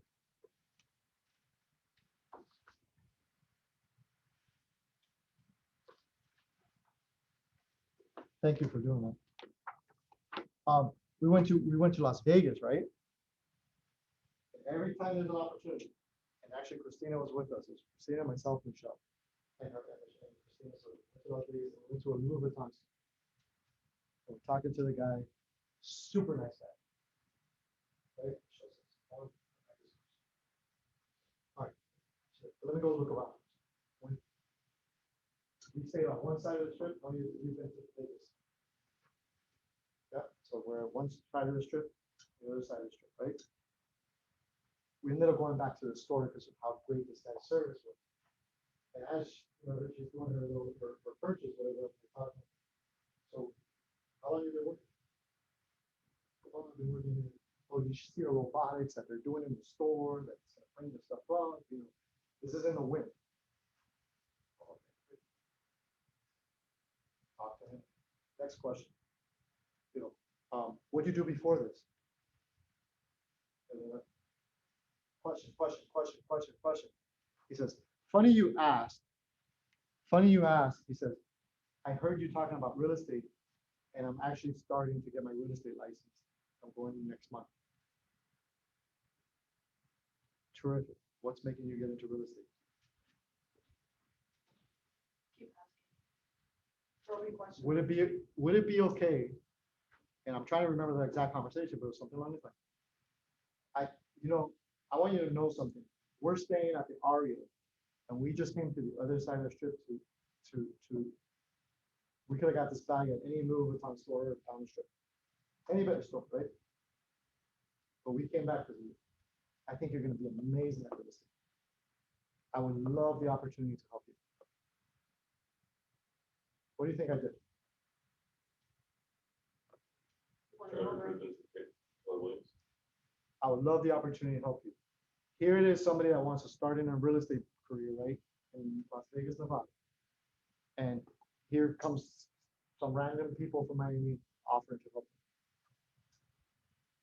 I'm gonna actually reach out to somebody that I know in Las Vegas to see if they can help you and see what you can help.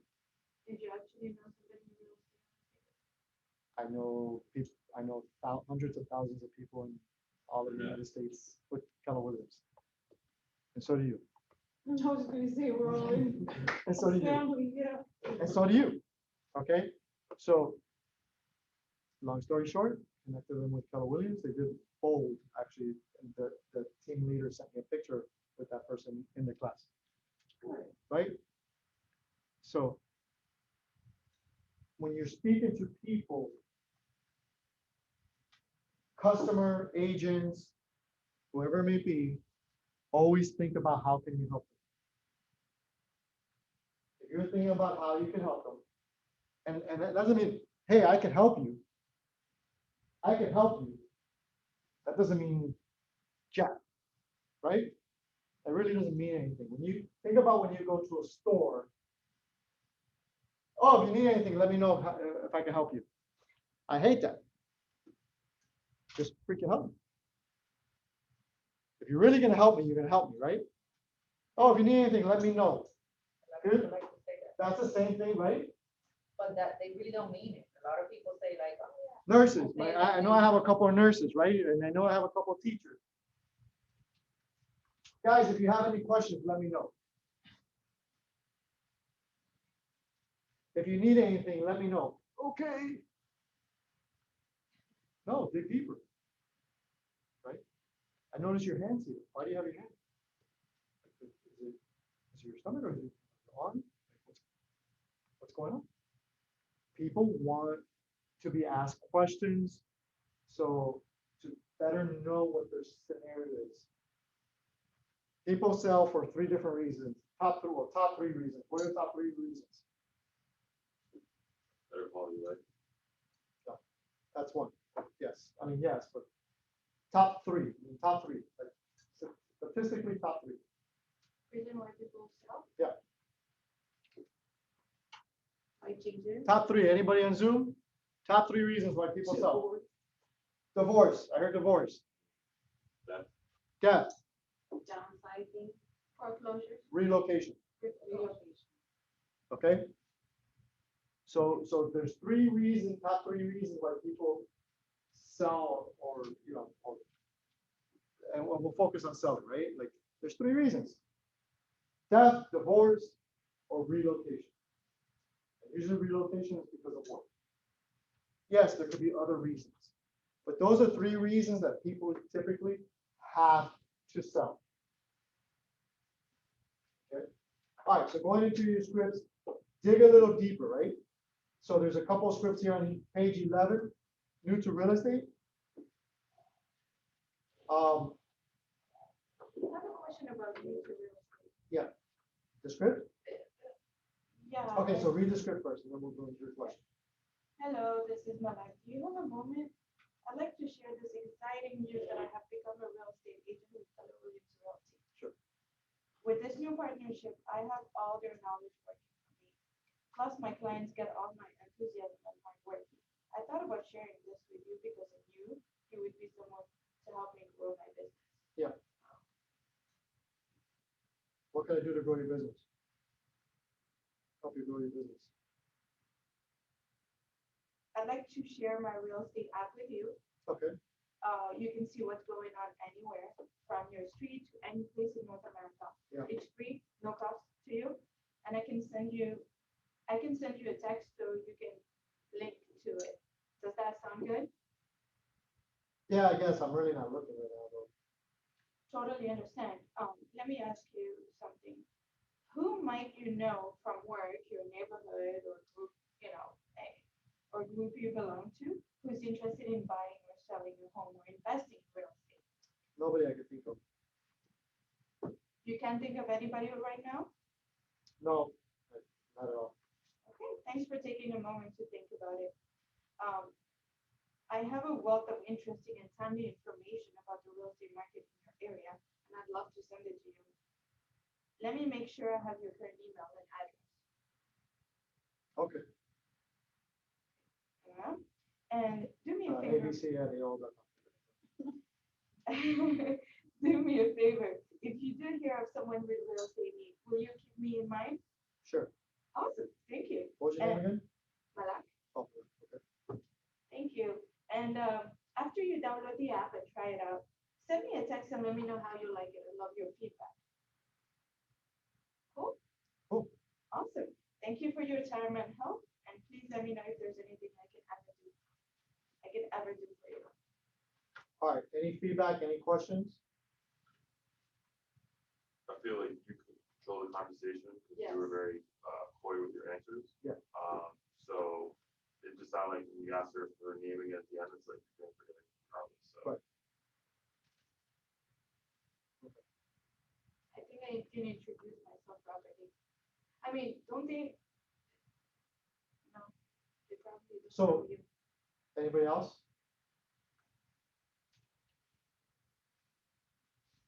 will I close any questions? I'm asking you one more time. Malik? Malak. Malak.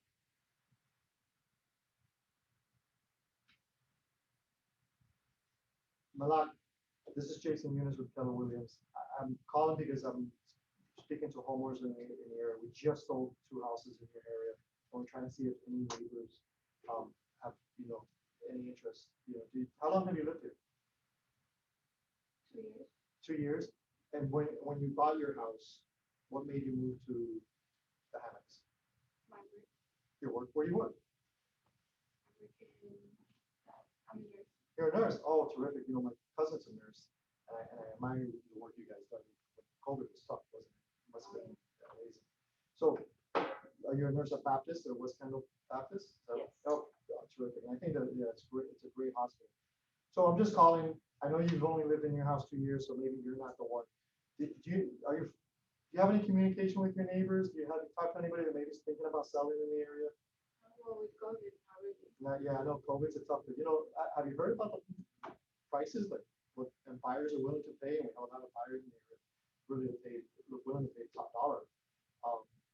Would it be okay if I, reach back out to you? Maybe if you speak to one of your neighbors or know somebody looking to sell, I would love to be able to help them, or even in the future, look to sell in the future. But I would love to be able to help one of your neighbors get top dollar for the home. Would it be okay if I follow up and reach out with you? Terrific. Okay. So on, so on. But I already know she works, what she does, right? And here's the thing. I'm not going to drag the conversation on any longer. I know she doesn't want to say. Right? Right, She already, right? it's been 2 years. It's been 2 years. Right? Or maybe not, right? You thought about selling, whatever. I can throw that in there too. But now I want to follow up with a card. Right? And I want to make a note in my data bank and maybe nurses week. Send her a card. Right? And now I want to build that relationship. So my goal is not to gain her business right then. My goal is to build my trust with them in the long run. Make sense? So these scripts are very well, but put a little bit more into there. Like I want to know a little bit more about you. Okay, so on Zoom World, I want to know a little bit more about that. So getting into that. This one had a lot of talking, not Exactly. too many of this. Exactly. So scripts are well, okay? Scripts are well, but what's more important, I think, is learning to get to know people and objection handlers. Yeah. And what are objection handlers? Oh, is this really a right time to buy? Right now, that's a common one.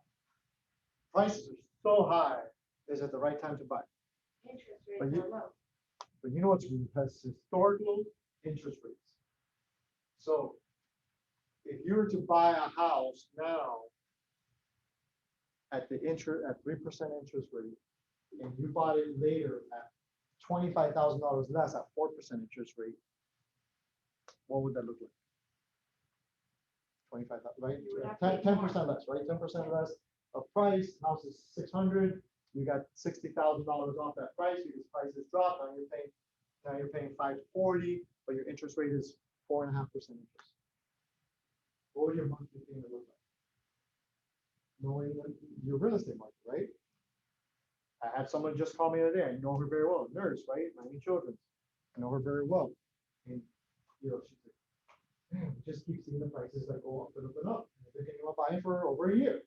Jason, is there really is this the right time to buy? I said, Beverly, I still think there's good deals out there. That's what we were doing that too. I still think that there's good deals out there. And if you're looking at the price of the property, I think that's naturally one of the things you're looking at. But just because a property is asking X amount of dollars, doesn't mean it's going to sell for that amount of dollars. And if you could get it at 3% interest rate, what are you paying rent right now, Beverly? Oh, we're paying $2,600 rent. Okay, great. How about putting it in? Let me give you a scenario. I sold it. Okay. We just sold Michelle and us, and we're closing today. Our mortgage on that house comes out to $3,000 insurance. Everything, right? On what some people may seem as a high price loan, like a high price house, right? Meaning like, it's above the average price. But when I look at rent, for $2,500, I'm gonna rent a 3-bedroom townhome. Right? I'd rather pay $3,000 a month at my own house. 4 bedrooms, 2 baths with a pool, 15,000 square foot lot. Right? Do what I want to do. You look at it like that. Your rents. Rents are crazy. So are you looking at your monthly payment? Those same people that keep waiting have been waiting since 2019, right? And they're paying rent $2,500 a month, $3,000, right? $2,600 a month. How many of you guys are renting? Yeah. How much you pay rent? You know what? I'm lucky, my friend, because my landlord hasn't realized, hasn't raised my rent in you're not gonna believe I pay like $1,200 a month in rent. My daughter who lives here in the hammock pays more than me. She's like, no, I'm like, I get that I will stay right here to the house. Some people, you know what? And some people are lucky like that. I know She's not somebody in Pina. that has a very good rent on their house, I'm not gonna tell her. and that's true, right? But I mean, eventually I have to buy, but I'm not gonna go move someplace else to pay more rent because it's cuter there when I'm paying decent rent. So I can stack up and buy my own house the way I like it. It doesn't make any sense. I'm telling my daughter's like, mommy, you pay more than me. okay, But if you use this analogy, all right, on Zoom World, you guys can That's see why- my No, command. you're not- Yes. Wait, no. I see the PowerPoint still. Oh. Can you share?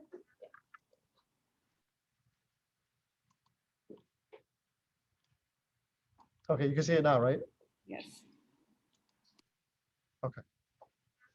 All right, so there's scripts there. You guys could go over that during your role playing and practicing with that.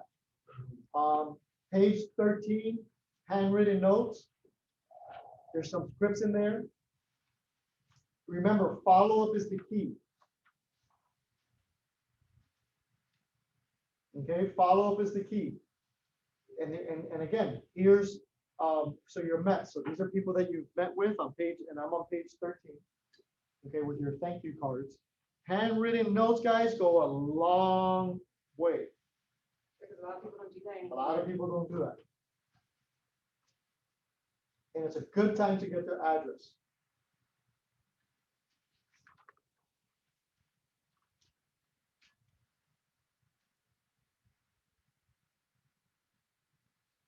So when you're going through the scripts, okay, and any scripts that you're gonna go through, and I think going through your real estate career, you're gonna come across other scripts besides what you're gonna hear tonight.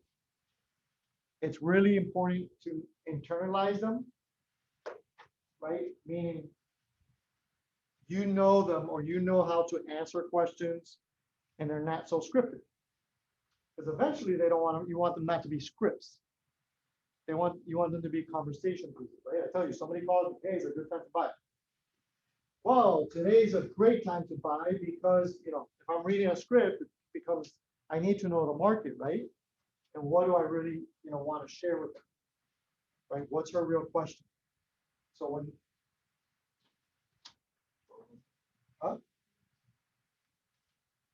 It's 4:30? Hold on. Sorry,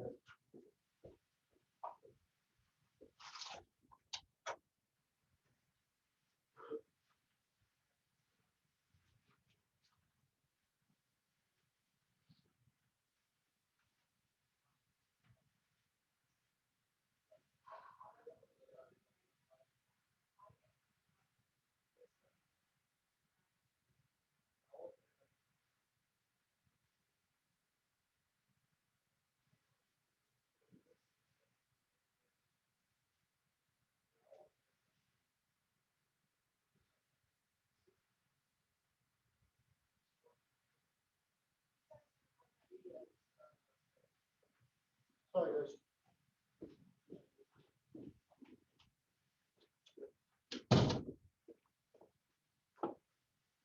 Wonderful world of it.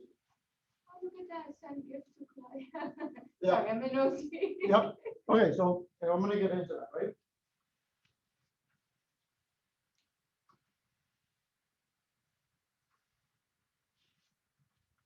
All right.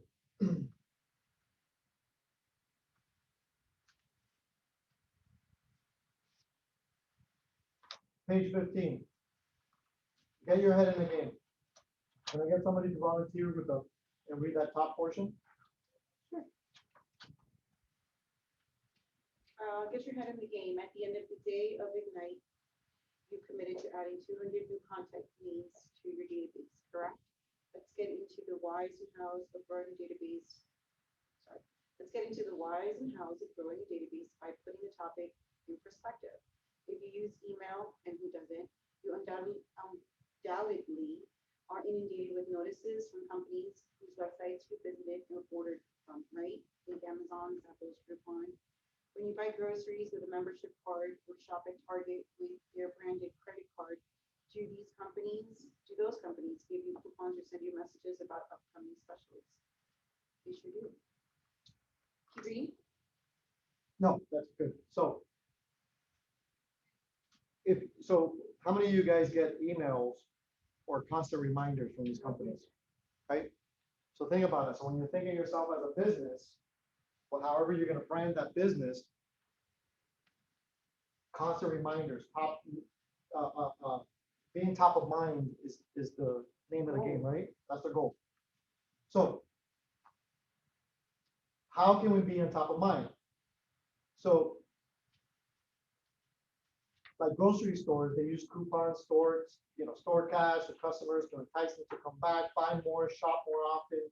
They also send mailers to nearby addresses of potential customers, right? You guys see this in your mail all the time. Who could obviously get to the physical location, right? So nearby, when you talk about local stores. In addition to website, mobile apps, and both offer special coupons and company information, they still opt to send coupons in the mail just because it works. So what we're talking about is that you're touching and you're contacting this customer or this data bank person, right? This person in your data bank several ways, right?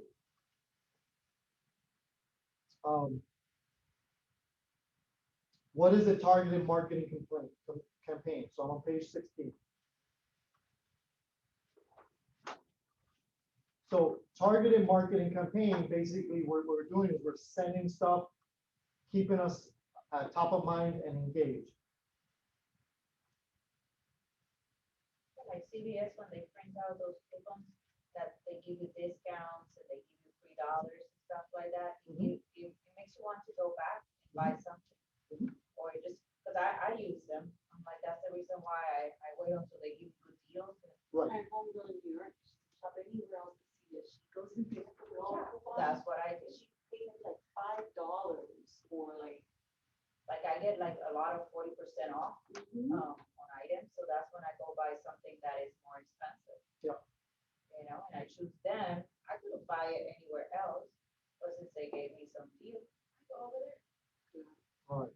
So on page 17, your database is your business. So again, like to call this data bank. Database. Can someone read that for me, that paragraph?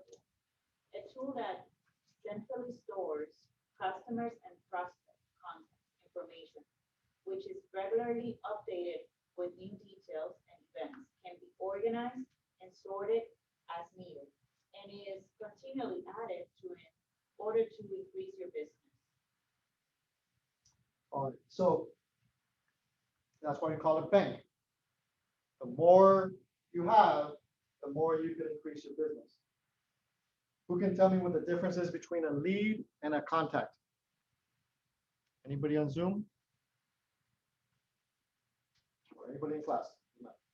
So we is someone that's potentially looking, potentially interested in a property, something like that, and you're reaching out to like develop them into a contact, right? Like you want to make them into your data bank, so you could nurture and develop that relationship. So a lead, so good, thank you for that. But another way to think of it, a lead is a one-way communication. So a lead, let's use a store as an example.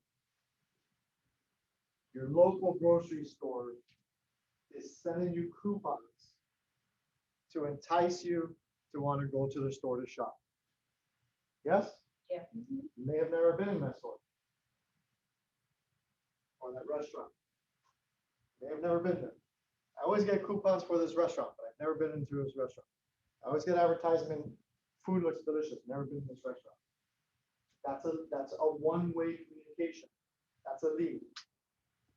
The moment I go in there and I eat at that restaurant, what happens? Now I become a customer or a contact. Or in real estate, a contact.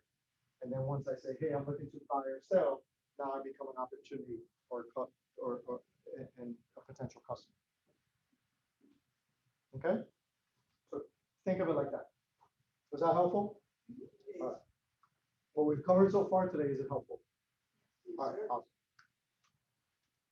Automated systems designed to work with the contacts in your database and your KW website to help generate business online and offline with set and go marketing campaigns and more. Your database is your most valuable asset. Your database is much more than just a list of contacts. It's a living record of all your business relationships, current and potential. Your database is a tool to nurture, manage those relationships, to schedule and track every interaction you have with each person in it. Your well-tended database produces leads. Okay. Powerful database managed by a powerful schedule produces a predictable flow of leads. And from a predictable flow of leads, you can expect a predictable flow of business. Okay. So, simple version of it.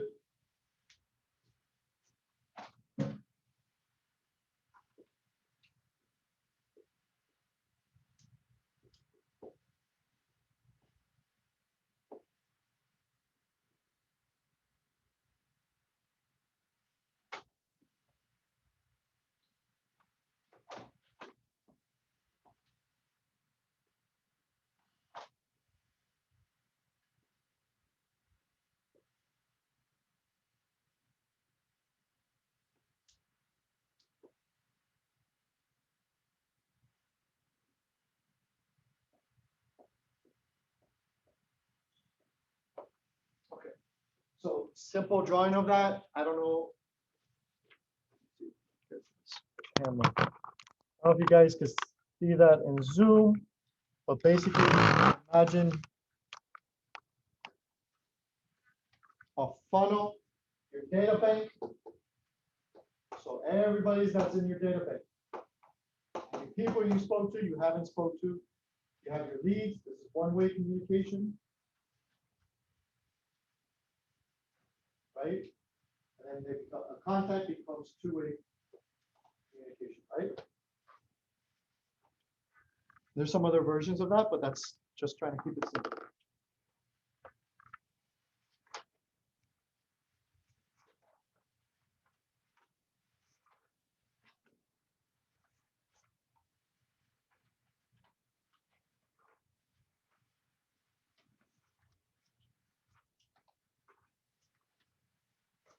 All right, I'm gonna jump through to page 21.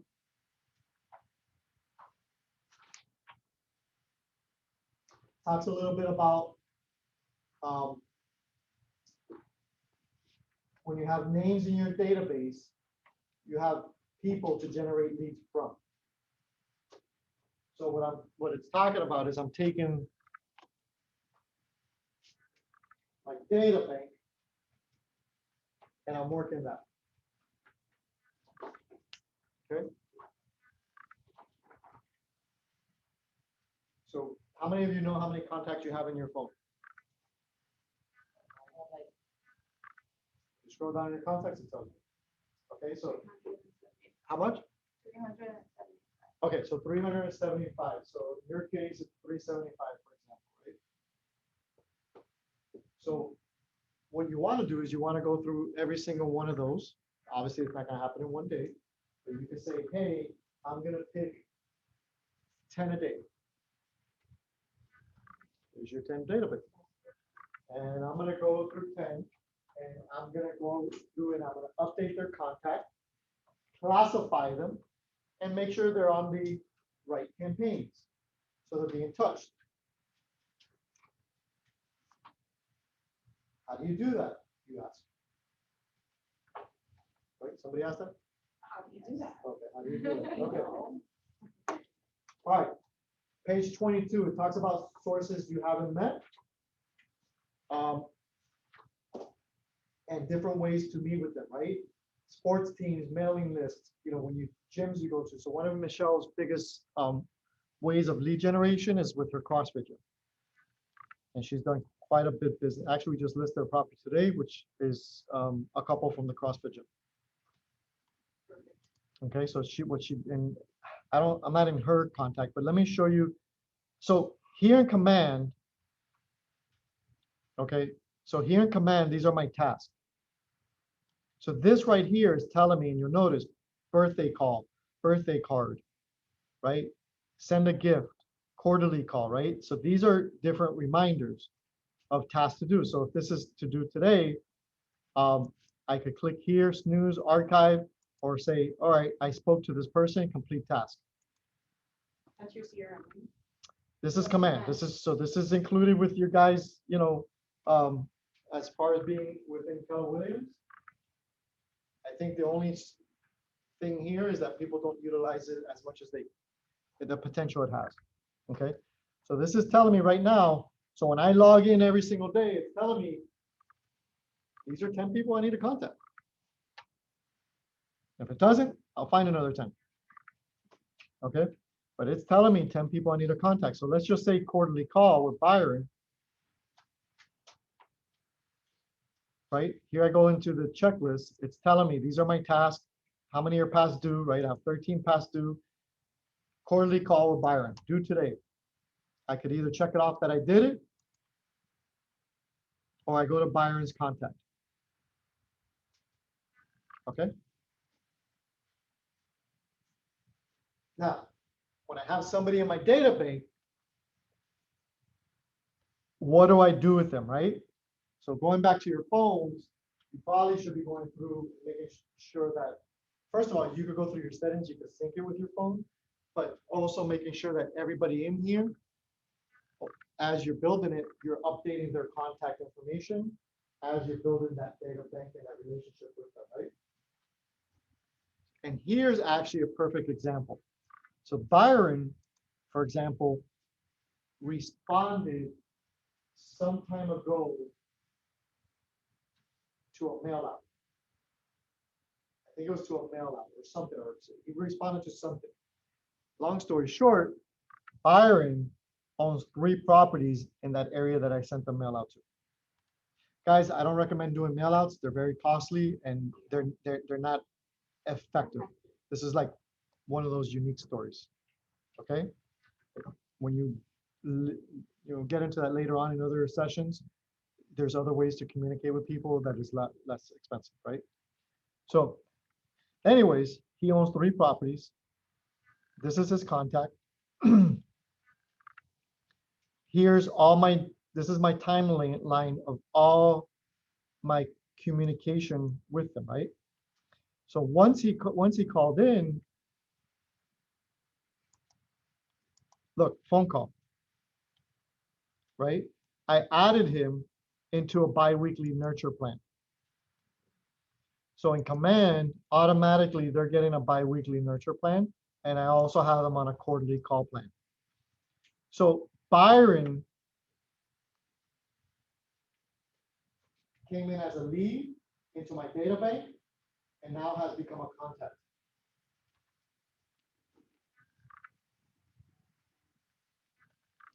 What's very important is that now I am working to make Byron a customer.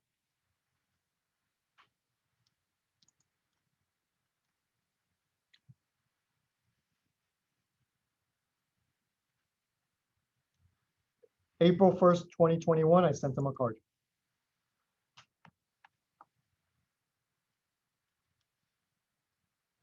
July 1st, 2021,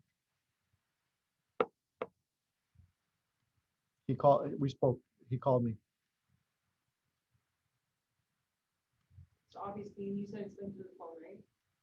Well, it's not, I'm logging this in. Oh, okay. I'm logging this in, sorry. Yeah, that's your whole point. Okay, yeah, so these are my smart plans, these are my tasks. So it says quarterly call with Byron. So it's time for me to call him.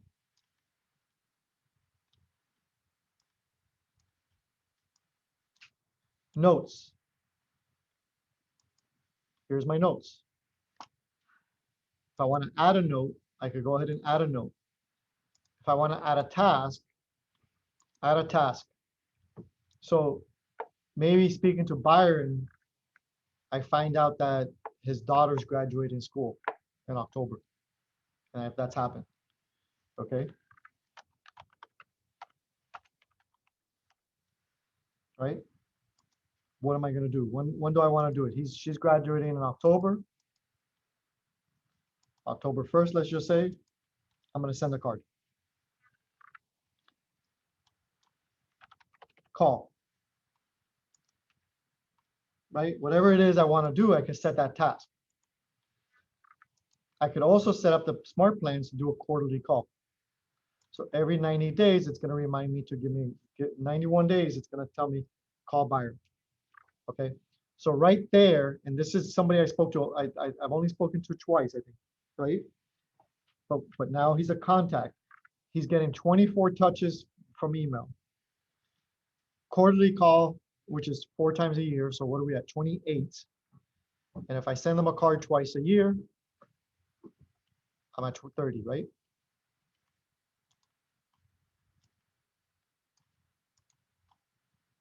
Let me find another contact.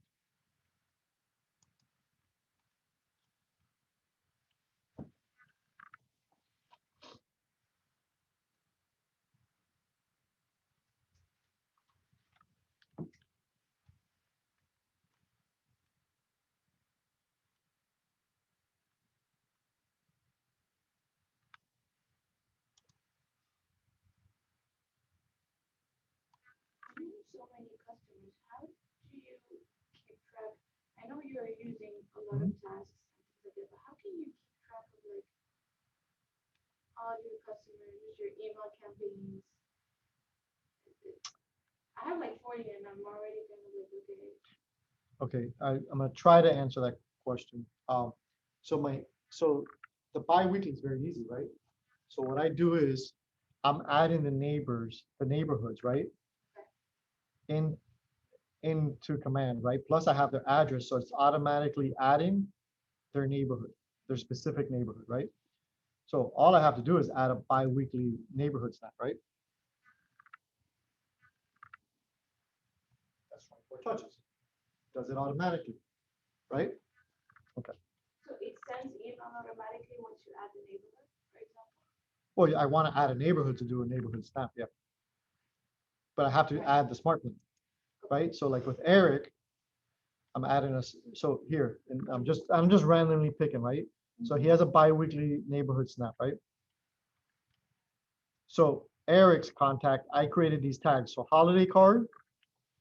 So I have a list, anybody that I've worked with or even like sphere of influence, people I may know that I want to send them a holiday card, I create a holiday card and tag. And twice a year, usually once, during the holidays, and then once in the middle of the year, like now, I'll send a card. So that's 2 contacts a card. That's what I do, right? Some people may do it 4 times a year, right? There is a program, it's up there, it calls Never Ending Referrals. There's some videos out there on YouTube. I don't know if they're gonna do it soon or not, but you see how it says S and U? So I may go based on the last name, S, and I may say, okay, this is my week of going through S's and U's. That's one way. Okay, well, not gonna get so much into that, but that's one way, right? Saying, okay, I'm going through S's and U's. So now I go through my contacts and I say, okay, I'm going through S's and U's. Right? But the best way of doing it, again, if you sit down every day and go through your contacts and pick and go through 10 and go through another 10 and go through another 10 and another 10, another 10, so on and so on, you're going to build those communications, right? Because if I'm doing bi-weekly nurture plans, that right there is 24. If I'm calling them 4 times a year, 28. Send them a card twice a year, that's 30. That's 30 touches. I haven't even gotten into birthdays and other stuff. See what I'm saying? Like some customers may have, some people in my database may have 50 touches. Right? Yeah. So what is like your bi-weekly nurture plan? Is it like an email, like talking about trends, like what? So I don't know if this works. Yeah, where you click on it. No. Okay. So what I suggest to do is to create yourself as a contact You do like a test one? and add yourself to all the smart plans. The smart plans are customizable. Okay. You don't want to put somebody on a bunch of smart plans. You want to put the smart plans that are relevant to them. Everybody, I think it's okay with us with the neighborhood snap, right? Bi-weekly neighborhood update. So the guy that I showed you before, Byron, he actually called me because of a bi-weekly. And I know I've spoken to him before. He said, yeah, I got this email with this property, but the property was already pending. So it's just one way of being top of mind. This is not the only way you can communicate with your customers. Remember, I'm not even getting into social media. Right? So look, like, here's an example. So this is a past customer too, right?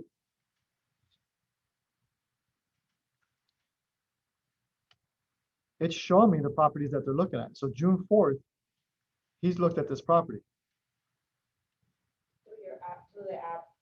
through the neighborhood email. Mhm.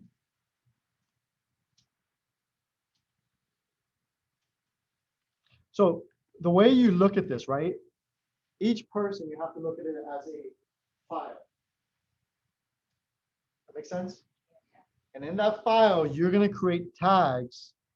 And the way you create those tags is you go here in tags, and there's some defaulted tags already in there, and some you could just create.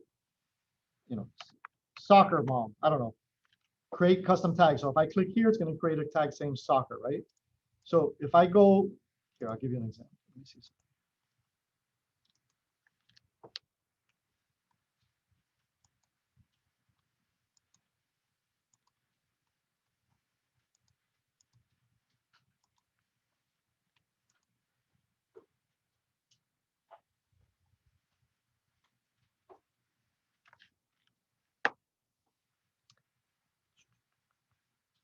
Okay. So here, I'm on the team setting, so I'm gonna just try and find one.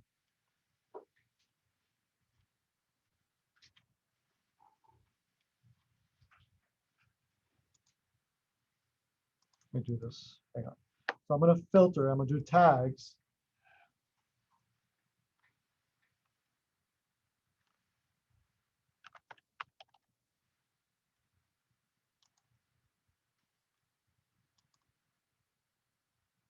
Okay. Oh, up.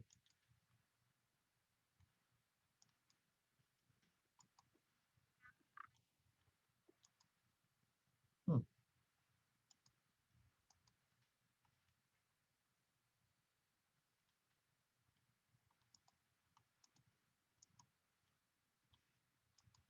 Okay, why is it not? Anyways, Michelle has a tag that she created that says CrossFit Kendall. No way, I can't pull it up.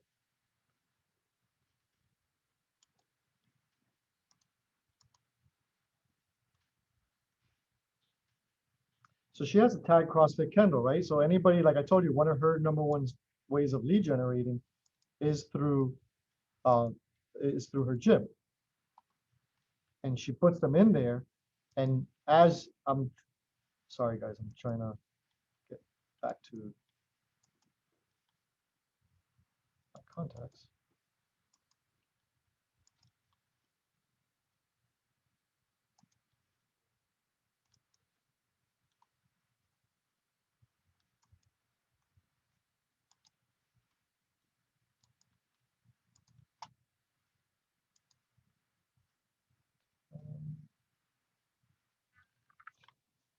Let me go back. So I'm gonna go. So she has a tag. Anyways, I couldn't get into hers, but it's saying like, so she has one that's CrossFit Kendall, right?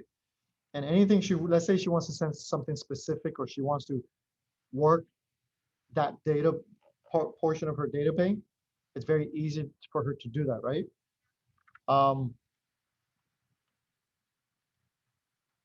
Let's see. So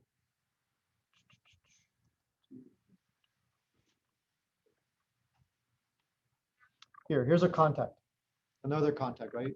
So I created the tags, holiday card. This is somebody I know since like high school, allied resources.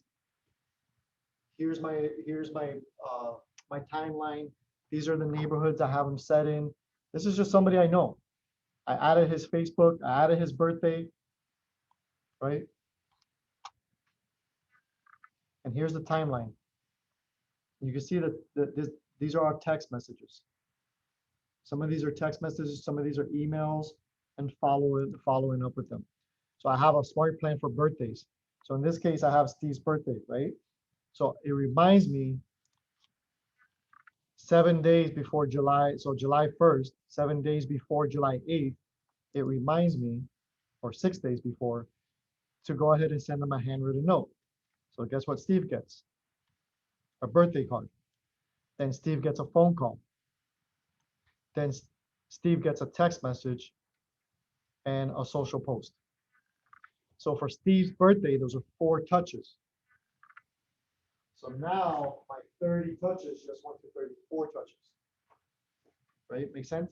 So some of my customers, some of the people in my data bank are going to have a little bit more touches than some others because I'm building up that information. Make sense? How do you think I know his birthday? Driver's license. Yeah. Tax deals. No, never did a deal with him. You asked? Yeah. Oh, I could ask. Thank you. Hey, when's your birthday? Facebook. Facebook. Facebook is telling you every morning. So I have his right. So Facebook tells me every morning whose birthdays it is. So one of the things I do is I try my best to be on it. Is when I get those reminders of Facebook birthdays, I go in and I see that, make sure that person's in contact with somebody I know, and I add their birthday. Okay, or as I'm going through the contacts and there's people I know, it's that I have their birthdays, right? So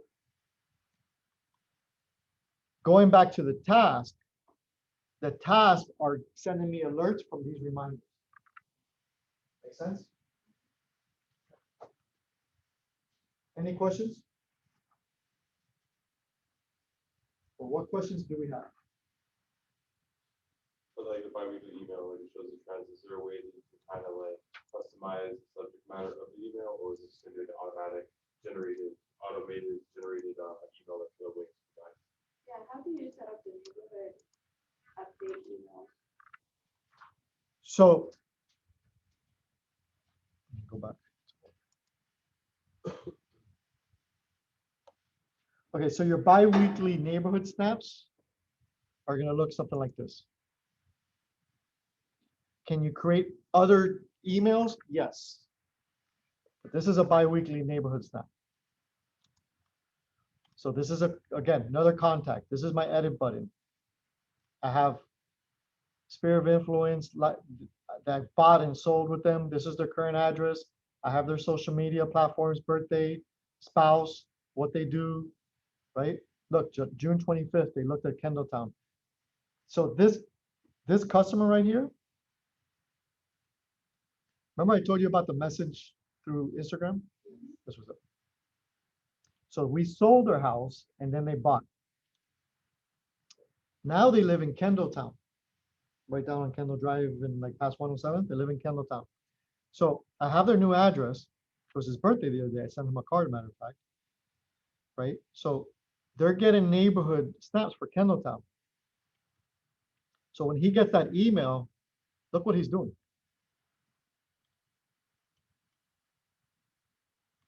He's just browsing around.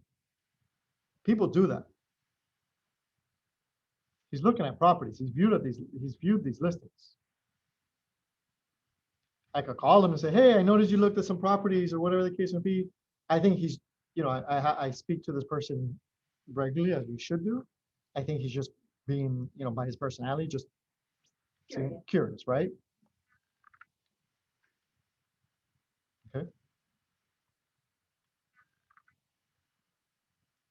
I sent him a happy birthday text message. This is his reply. And I sent him a card too. Okay. So to answer your question, what he's looking at is this. You click that preview button and it'll show you what they're looking at. So it looks something similar to like this. They open it up and it shows them the properties in their area, their local market, like what's active or what's for sale in Kendalltown. I could add more areas. If you don't know their exact areas, guess it. Right? Most people want to know a specific area.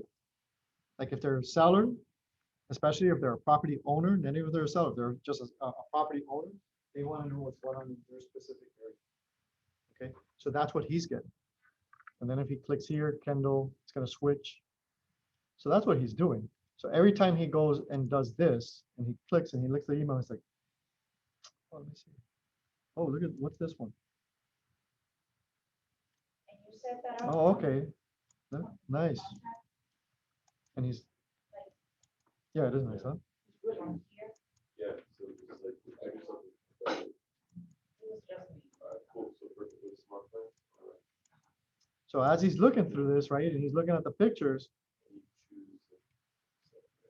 right, it's going to show what he's doing. Okay. There's a couple of YouTube videos through Marty Miller on how to set these things up as well. There are a lot of classes as well. If you look at the calendar, I don't know what's under this month, on how to set this up. The purpose of this right now is to show you on how To build that. easy you just got to put in the time to build your database. Right? Gus is in my data bank. I'm building that up. I'm building up that relationship. Right? Even though he's bought and sold with us, I still keep in contact with him, right? I'm still building that up because actually they refer to business too that we close.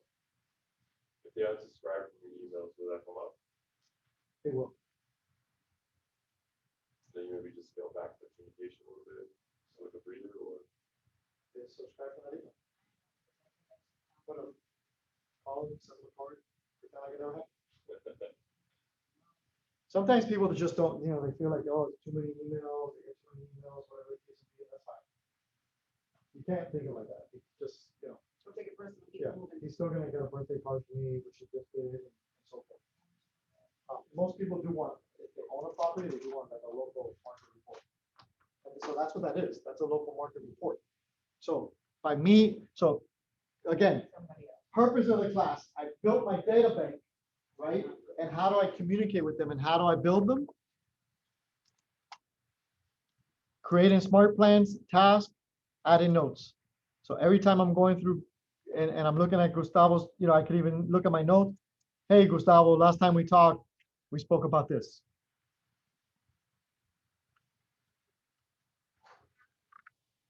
In my case, when I click on the smart plans, doesn't give me like options. It opens like a search. Because you have to add them. You gotta go into your settings. Yeah, So I have That's to a add whole them nother- where? in your settings. That's a whole other class. Sorry, that could take time. Not time, but if I gotta explain to everybody, right? Or not, that's why I say on YouTube videos, That's like YouTube a videos, four right? tab, like that's a. You have to lean into it. Okay, go into YouTube and type in KW command smart plans. Yeah, you can even go to, if you click on your profile. Yes, Top right, you're gonna see trees.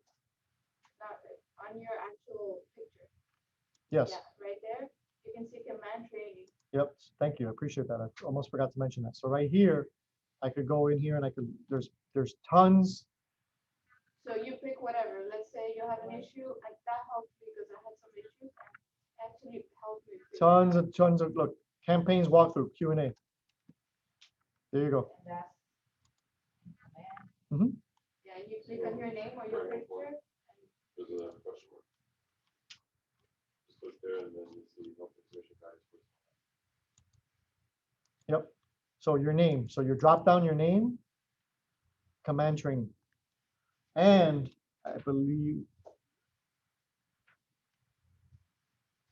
I used to have it on the right hand side too. But anyways, right here, command training.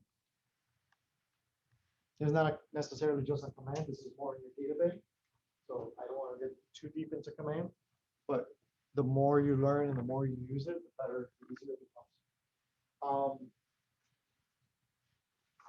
Again, social media is a great asset. Page 25. So after speaking with your contact and asking a few questions about their needs, next steps is to classify them according to your needs in your database. Are they a buyer? Are they a seller? Are they both? Are they a member of a particular group? I gave you the CrossFit Kendo example, right? A neighborhood, a religious group, a sports team, right? An organization in your database will enable you to better service those customers and find new business. So classifying your contacts, like if you're classifying them as buyers or you're classifying them as sellers, excuse me, or renters or investors, right? So one of the questions was, well, can I do a separate email? Yes, I have all my contacts. So one of the things I can do is I could go through my contacts and I could use my filters. And let's say,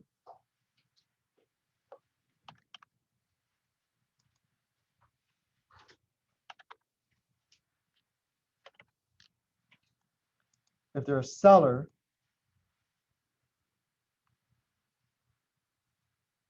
right? I just filtered out all sellers. So these are all people that have a tag of seller, right? Now I could select them all and I could do a bulk action. So do I want to add them to an email list? Do I want to send a bulk SMS, a text message, so forth, right? So I could, when I create these tags, so going back to prospect potential sellers, visibles, whatever that tag may be, right?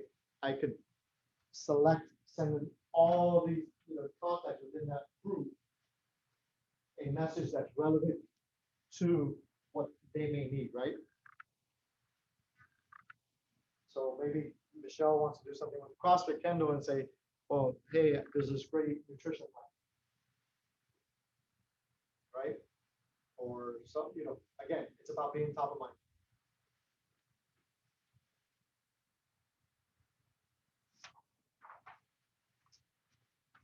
Or you have buyers. Have you heard about the interest rate just dropped last week or today? it's right here, maybe, a report about that, right? Something, there's, it's up to your imagination.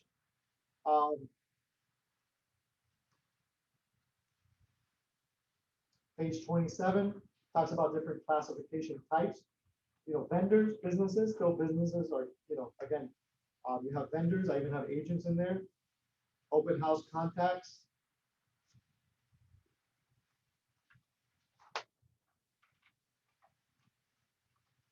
Page 28. All right, we talked about the touch campaigns, right? Targeted marketing campaigns. And I just went over neighborhood snaps, like meaning like the bi-weekly, because that's pretty like your most simplest one that everybody should be on, right? So even your cousin should be on. Even if your cousin lives in California, they should be on, because you could add them anywhere in the United States, okay? And guess what? If your cousin in California wants to buy or sell, what can you do? Refer them, yeah. All right, so touch campaigns, targeted marketing, and there's campaigns in there that are specific for buyers or sellers, right? Focus on a primary audience for a specific product or service.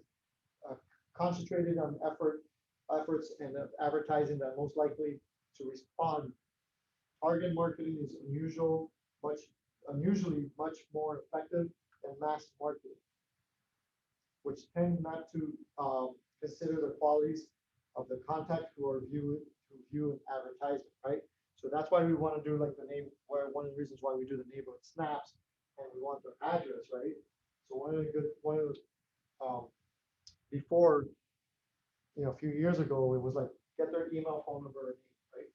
Now I want their email, phone number, and address, because once I put their address in there and I put them on a bi-weekly neighborhood snap of where they currently live, now what do? They're searching their neighborhood, right? Like Gustavo is doing, searching, hey, what's going on here? All I'm trying to do is be top of mind. So I know if he's getting my bi-weekly, he's getting my birthday cards on social media, we're running to him at the store. And a lot of times, running to somebody like that, I'm getting your bi-weekly, I'm getting your emails. Thank you so much, they're so helpful, right? They don't have to respond to the email. I'm not expecting all these responses, but sometimes it's just random like that. By the way, right here in this little bell on the top, notifications, if someone does respond, I think I cleared out. Oh, look, here's one that responded. That's from an automatic text. That's meaning like that's from a birthday text, right? So I sent it. That's actually an agent that used to be in this office. I think she moved to like Utah or something. Click on it.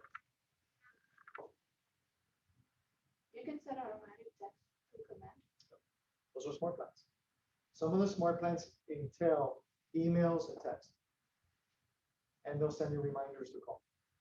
They won't call for you, but that's why you have to go through them, and you can kind of customize them as such, right? So there's an agent. She's an agent. She moved to Utah or something. I have her on social media. I have her birthday. I don't know. Maybe she'll send me business one day.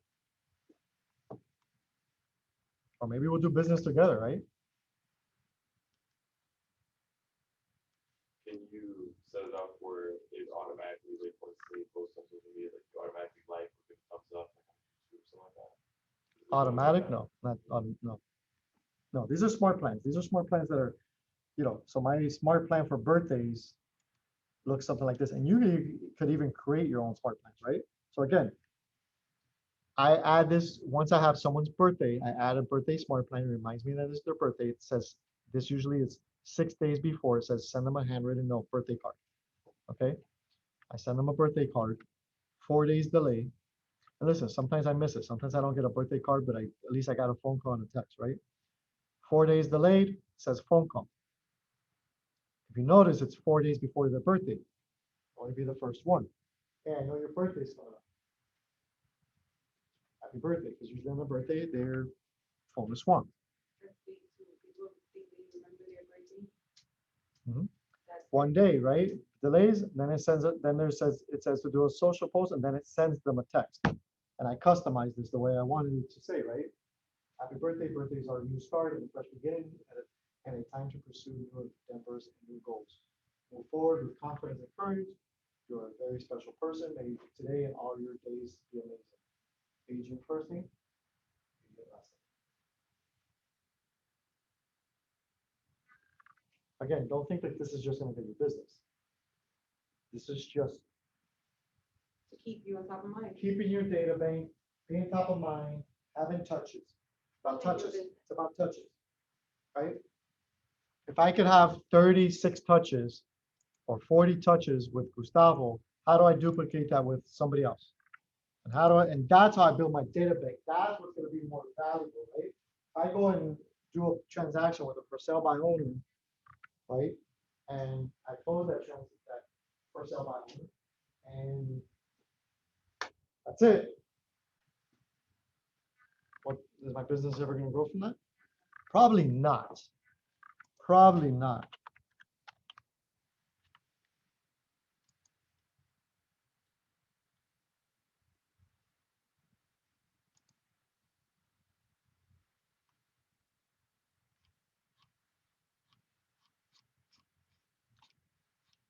This is a for sale by owner. They bought and sold. This is the one I told you, right? Father's Day text. I made a note. I go in there and I say activity, text. In this case, he already has my personal cell phone number. I probably did it for my personal cell phone number. Hey, George, have a great Father's Day, right? Send Father's Day text, right? So that way I know I did that, right?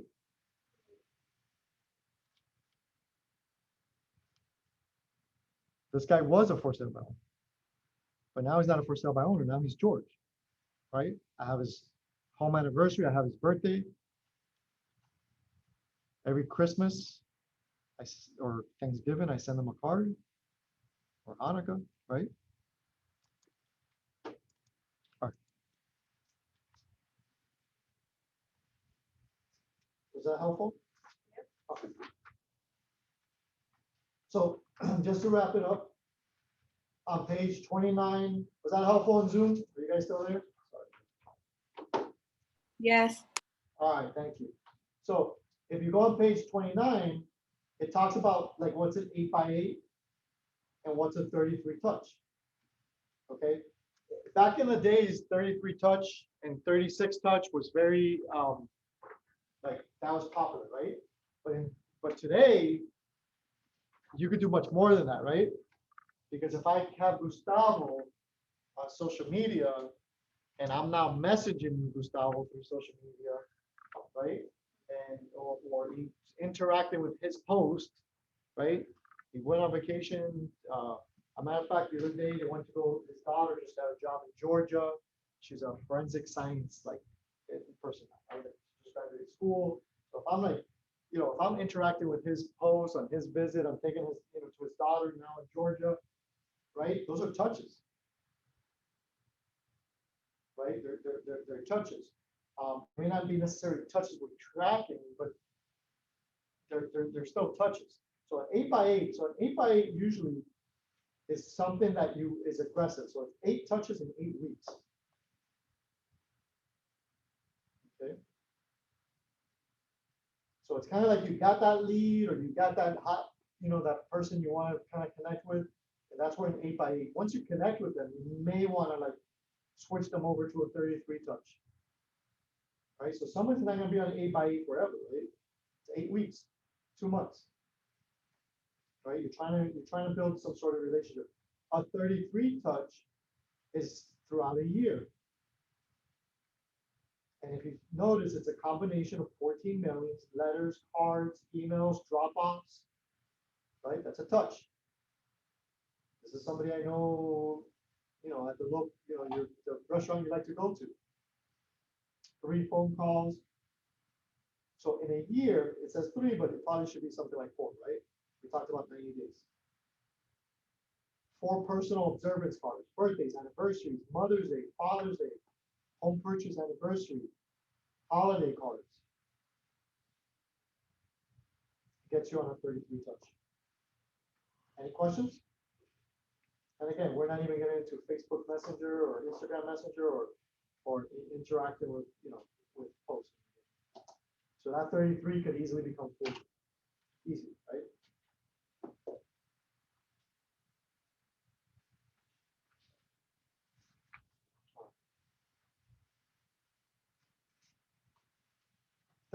page 31, it kind of shows you the transition, like if you did an 8x8 transition to a 33 touch.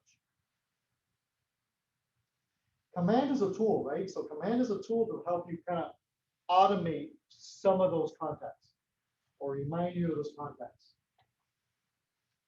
But if you create, whether you use like never ending referrals, right? Like the right here, B and E, right? But the F and G, or you may say, okay, I'm just going through all my A's. Last name A's, last name B's, last name C's this week, last name B's, right? And you build whatever system that works with you, right? You ever heard, so one of the old, there's actually a video from Gary Keller, and it does like a yellow card filing cabinet system, right? This is how you have to look at it. So you put a person's contact in the back, right? And then you kind of put the next person, as they come to the front, you contacted them, you put them to the back. And he used to do that like, right, rotation those cards, right? And he used to do that month by month or by letter or something like that, right? So this is pretty much the same thing, it's just more digital, right? Just digital, right? So you're saying, great, you're just building some sort of system. And you may find something that works a little better for you to say, great, I'm just creating that contact. And by every 30 days, 60 days or 90 days, I'm creating that contact again.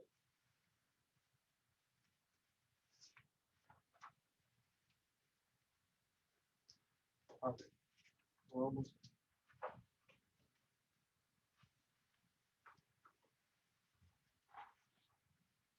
So page 34. So become a database master.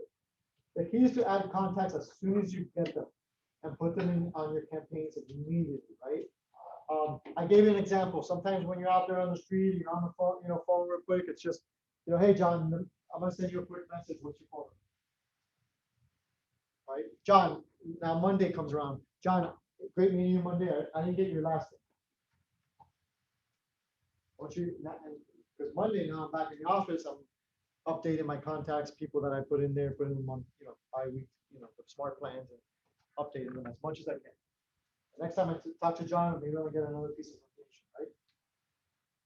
I had whether I was speaking to somebody like a person I was nurturing, and it was like, yeah, I'm waiting. My wife graduates, in December, whatever, right? Oh, she's finishing her master's. Great. So I'm gonna make a note, send a card. Congratulations to the wife. I met the wife before. Her name's Esther.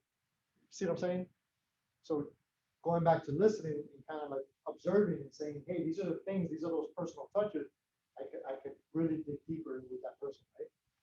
So so as soon as you meet somebody, it's saying your actions, right? You want to get their contact information, add them to your database, follow up with a handwritten note. Okay, put them on an 8x8, follow the 8x8 with a 33 touch. As soon as you get a referral, thank the referral source and reward the action. Send a handwritten note. If you want to send a handwritten note with a $5, gift card to Dunkin' Donuts or something, right? Like you don't have to spend a whole lot of money. Get the referrals contact information, add them to your database, call, classify, and qualify them, right? If they're hot, get an appointment. Okay, so very important when you're speaking to people, and that's why I want to kind of get to it, like my conversation role playing before, right? Is she really ready to sell right now?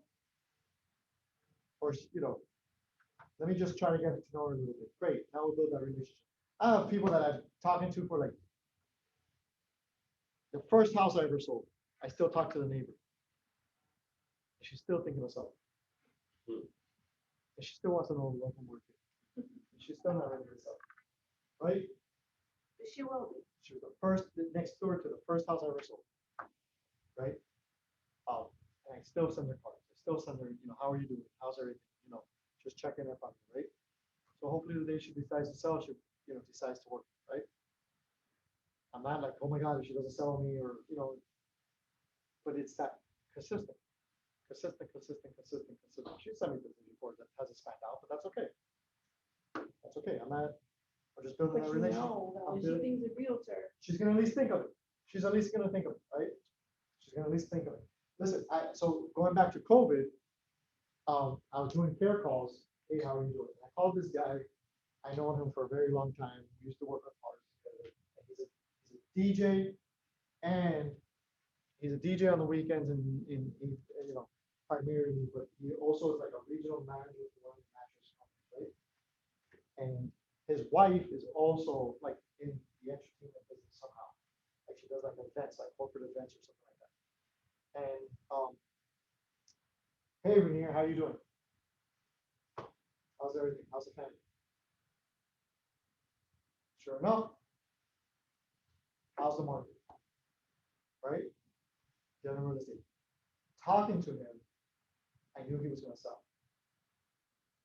Without him telling me he was going to sell. Because he's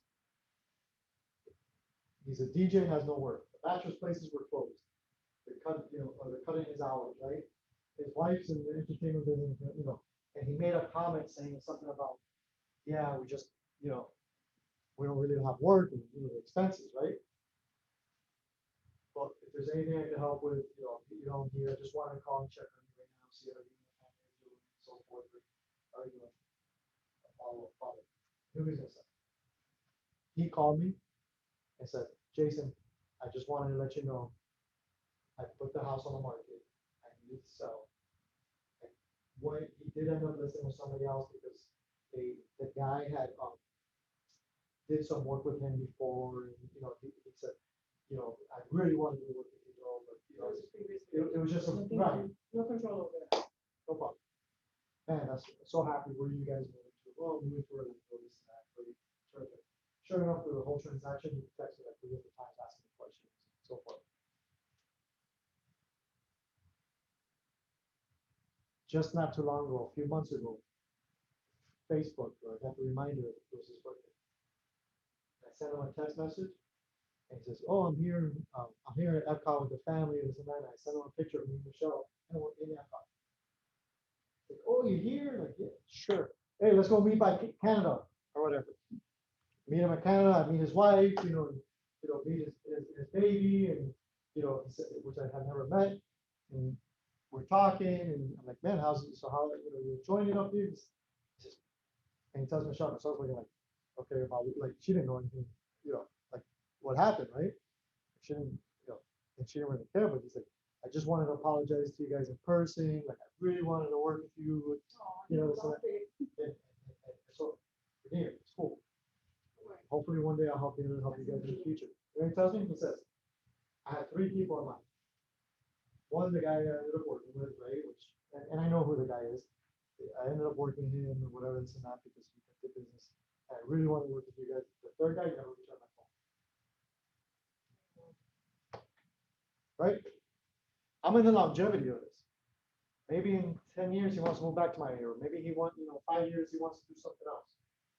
Right? You think he's gonna think about that third person now? No, probably not, right? So again, knowing, kind of like gauging. You don't want to take people and put them on a headlock, like you're ready to sell or ready to buy, and use me, right? Especially with family members. Sometimes it's better off not to, right? Like I've heard of people, I've heard of people like that I know working with somebody that do probably better like that. Like, you see what I'm saying? So don't ever look at those opportunities as, like I didn't get that deal. That's why you always want to kind of keep things moving and going, right? So one more quick story on that, right? When Michelle first started in real estate, she was bummed on this one. I remember the buyers wanted to buy in the 500,000 range, which was great. She just started out from the gym. Again, number one place for her to get leads from.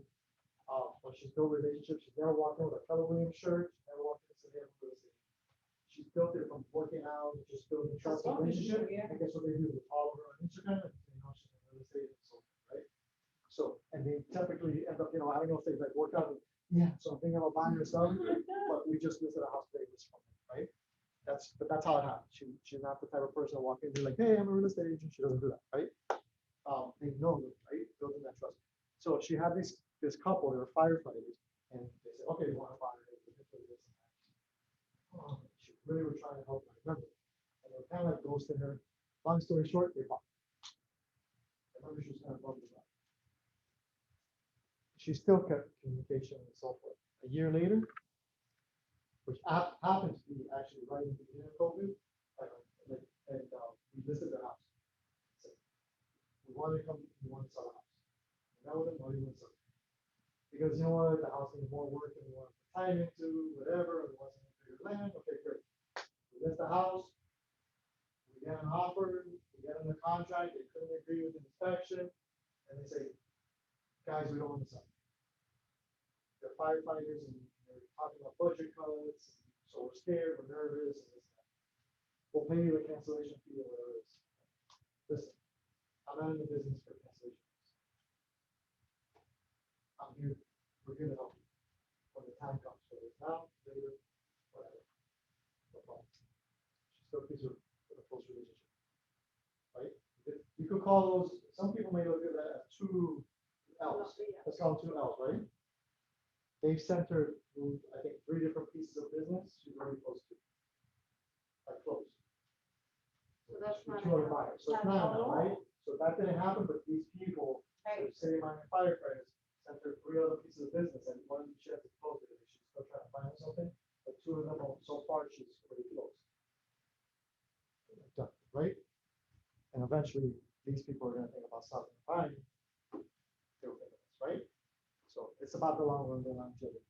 Okay, so, you know, as you're classifying your data bank, you know, is this somebody that seems hot, you know? Don't ever think, oh, this person will never buy, because you never know. Right? You don't, but you still want to classify it. All right. That's page 35, and you put it all together. Your action plan to prepare for your next class. Remember your 10 contacts. Create your, go into command. Continue to add to your database. Create groups within your command database. Add all your contacts within groups. Put all your contacts on campaigns, birthday campaigns. Remember, Facebook, you can find a lot of information from them. Prepare for your next class. Your daily 10 cores, your 10 contacts, and work on your preview and your 10 properties, right? So that's your homework for tonight, or for today, and the rest of this week is to work on your contacts and your database within command. Jason, what's the last digit of your phone number? Is that a 7 or 9? 7. 0827. So 305-924-0827.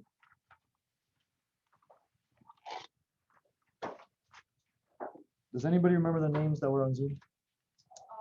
One was Maria Acosta. Crystal.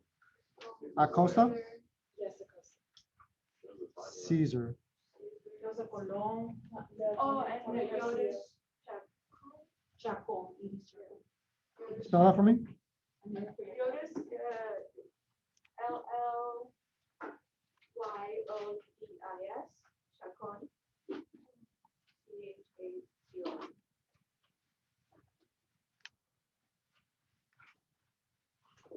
Antonio Garcia.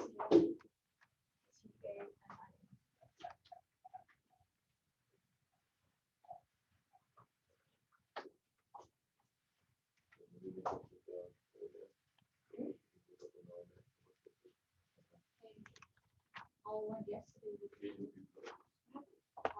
All right. I hope that was helpful, guys. Jason, wait, last time. You got it. My pleasure. I'll see you next week. I think it's next week. Are you back again? Yeah. All right. Price to sell. Now, we went over to the No. I had about to Okay. have a short. All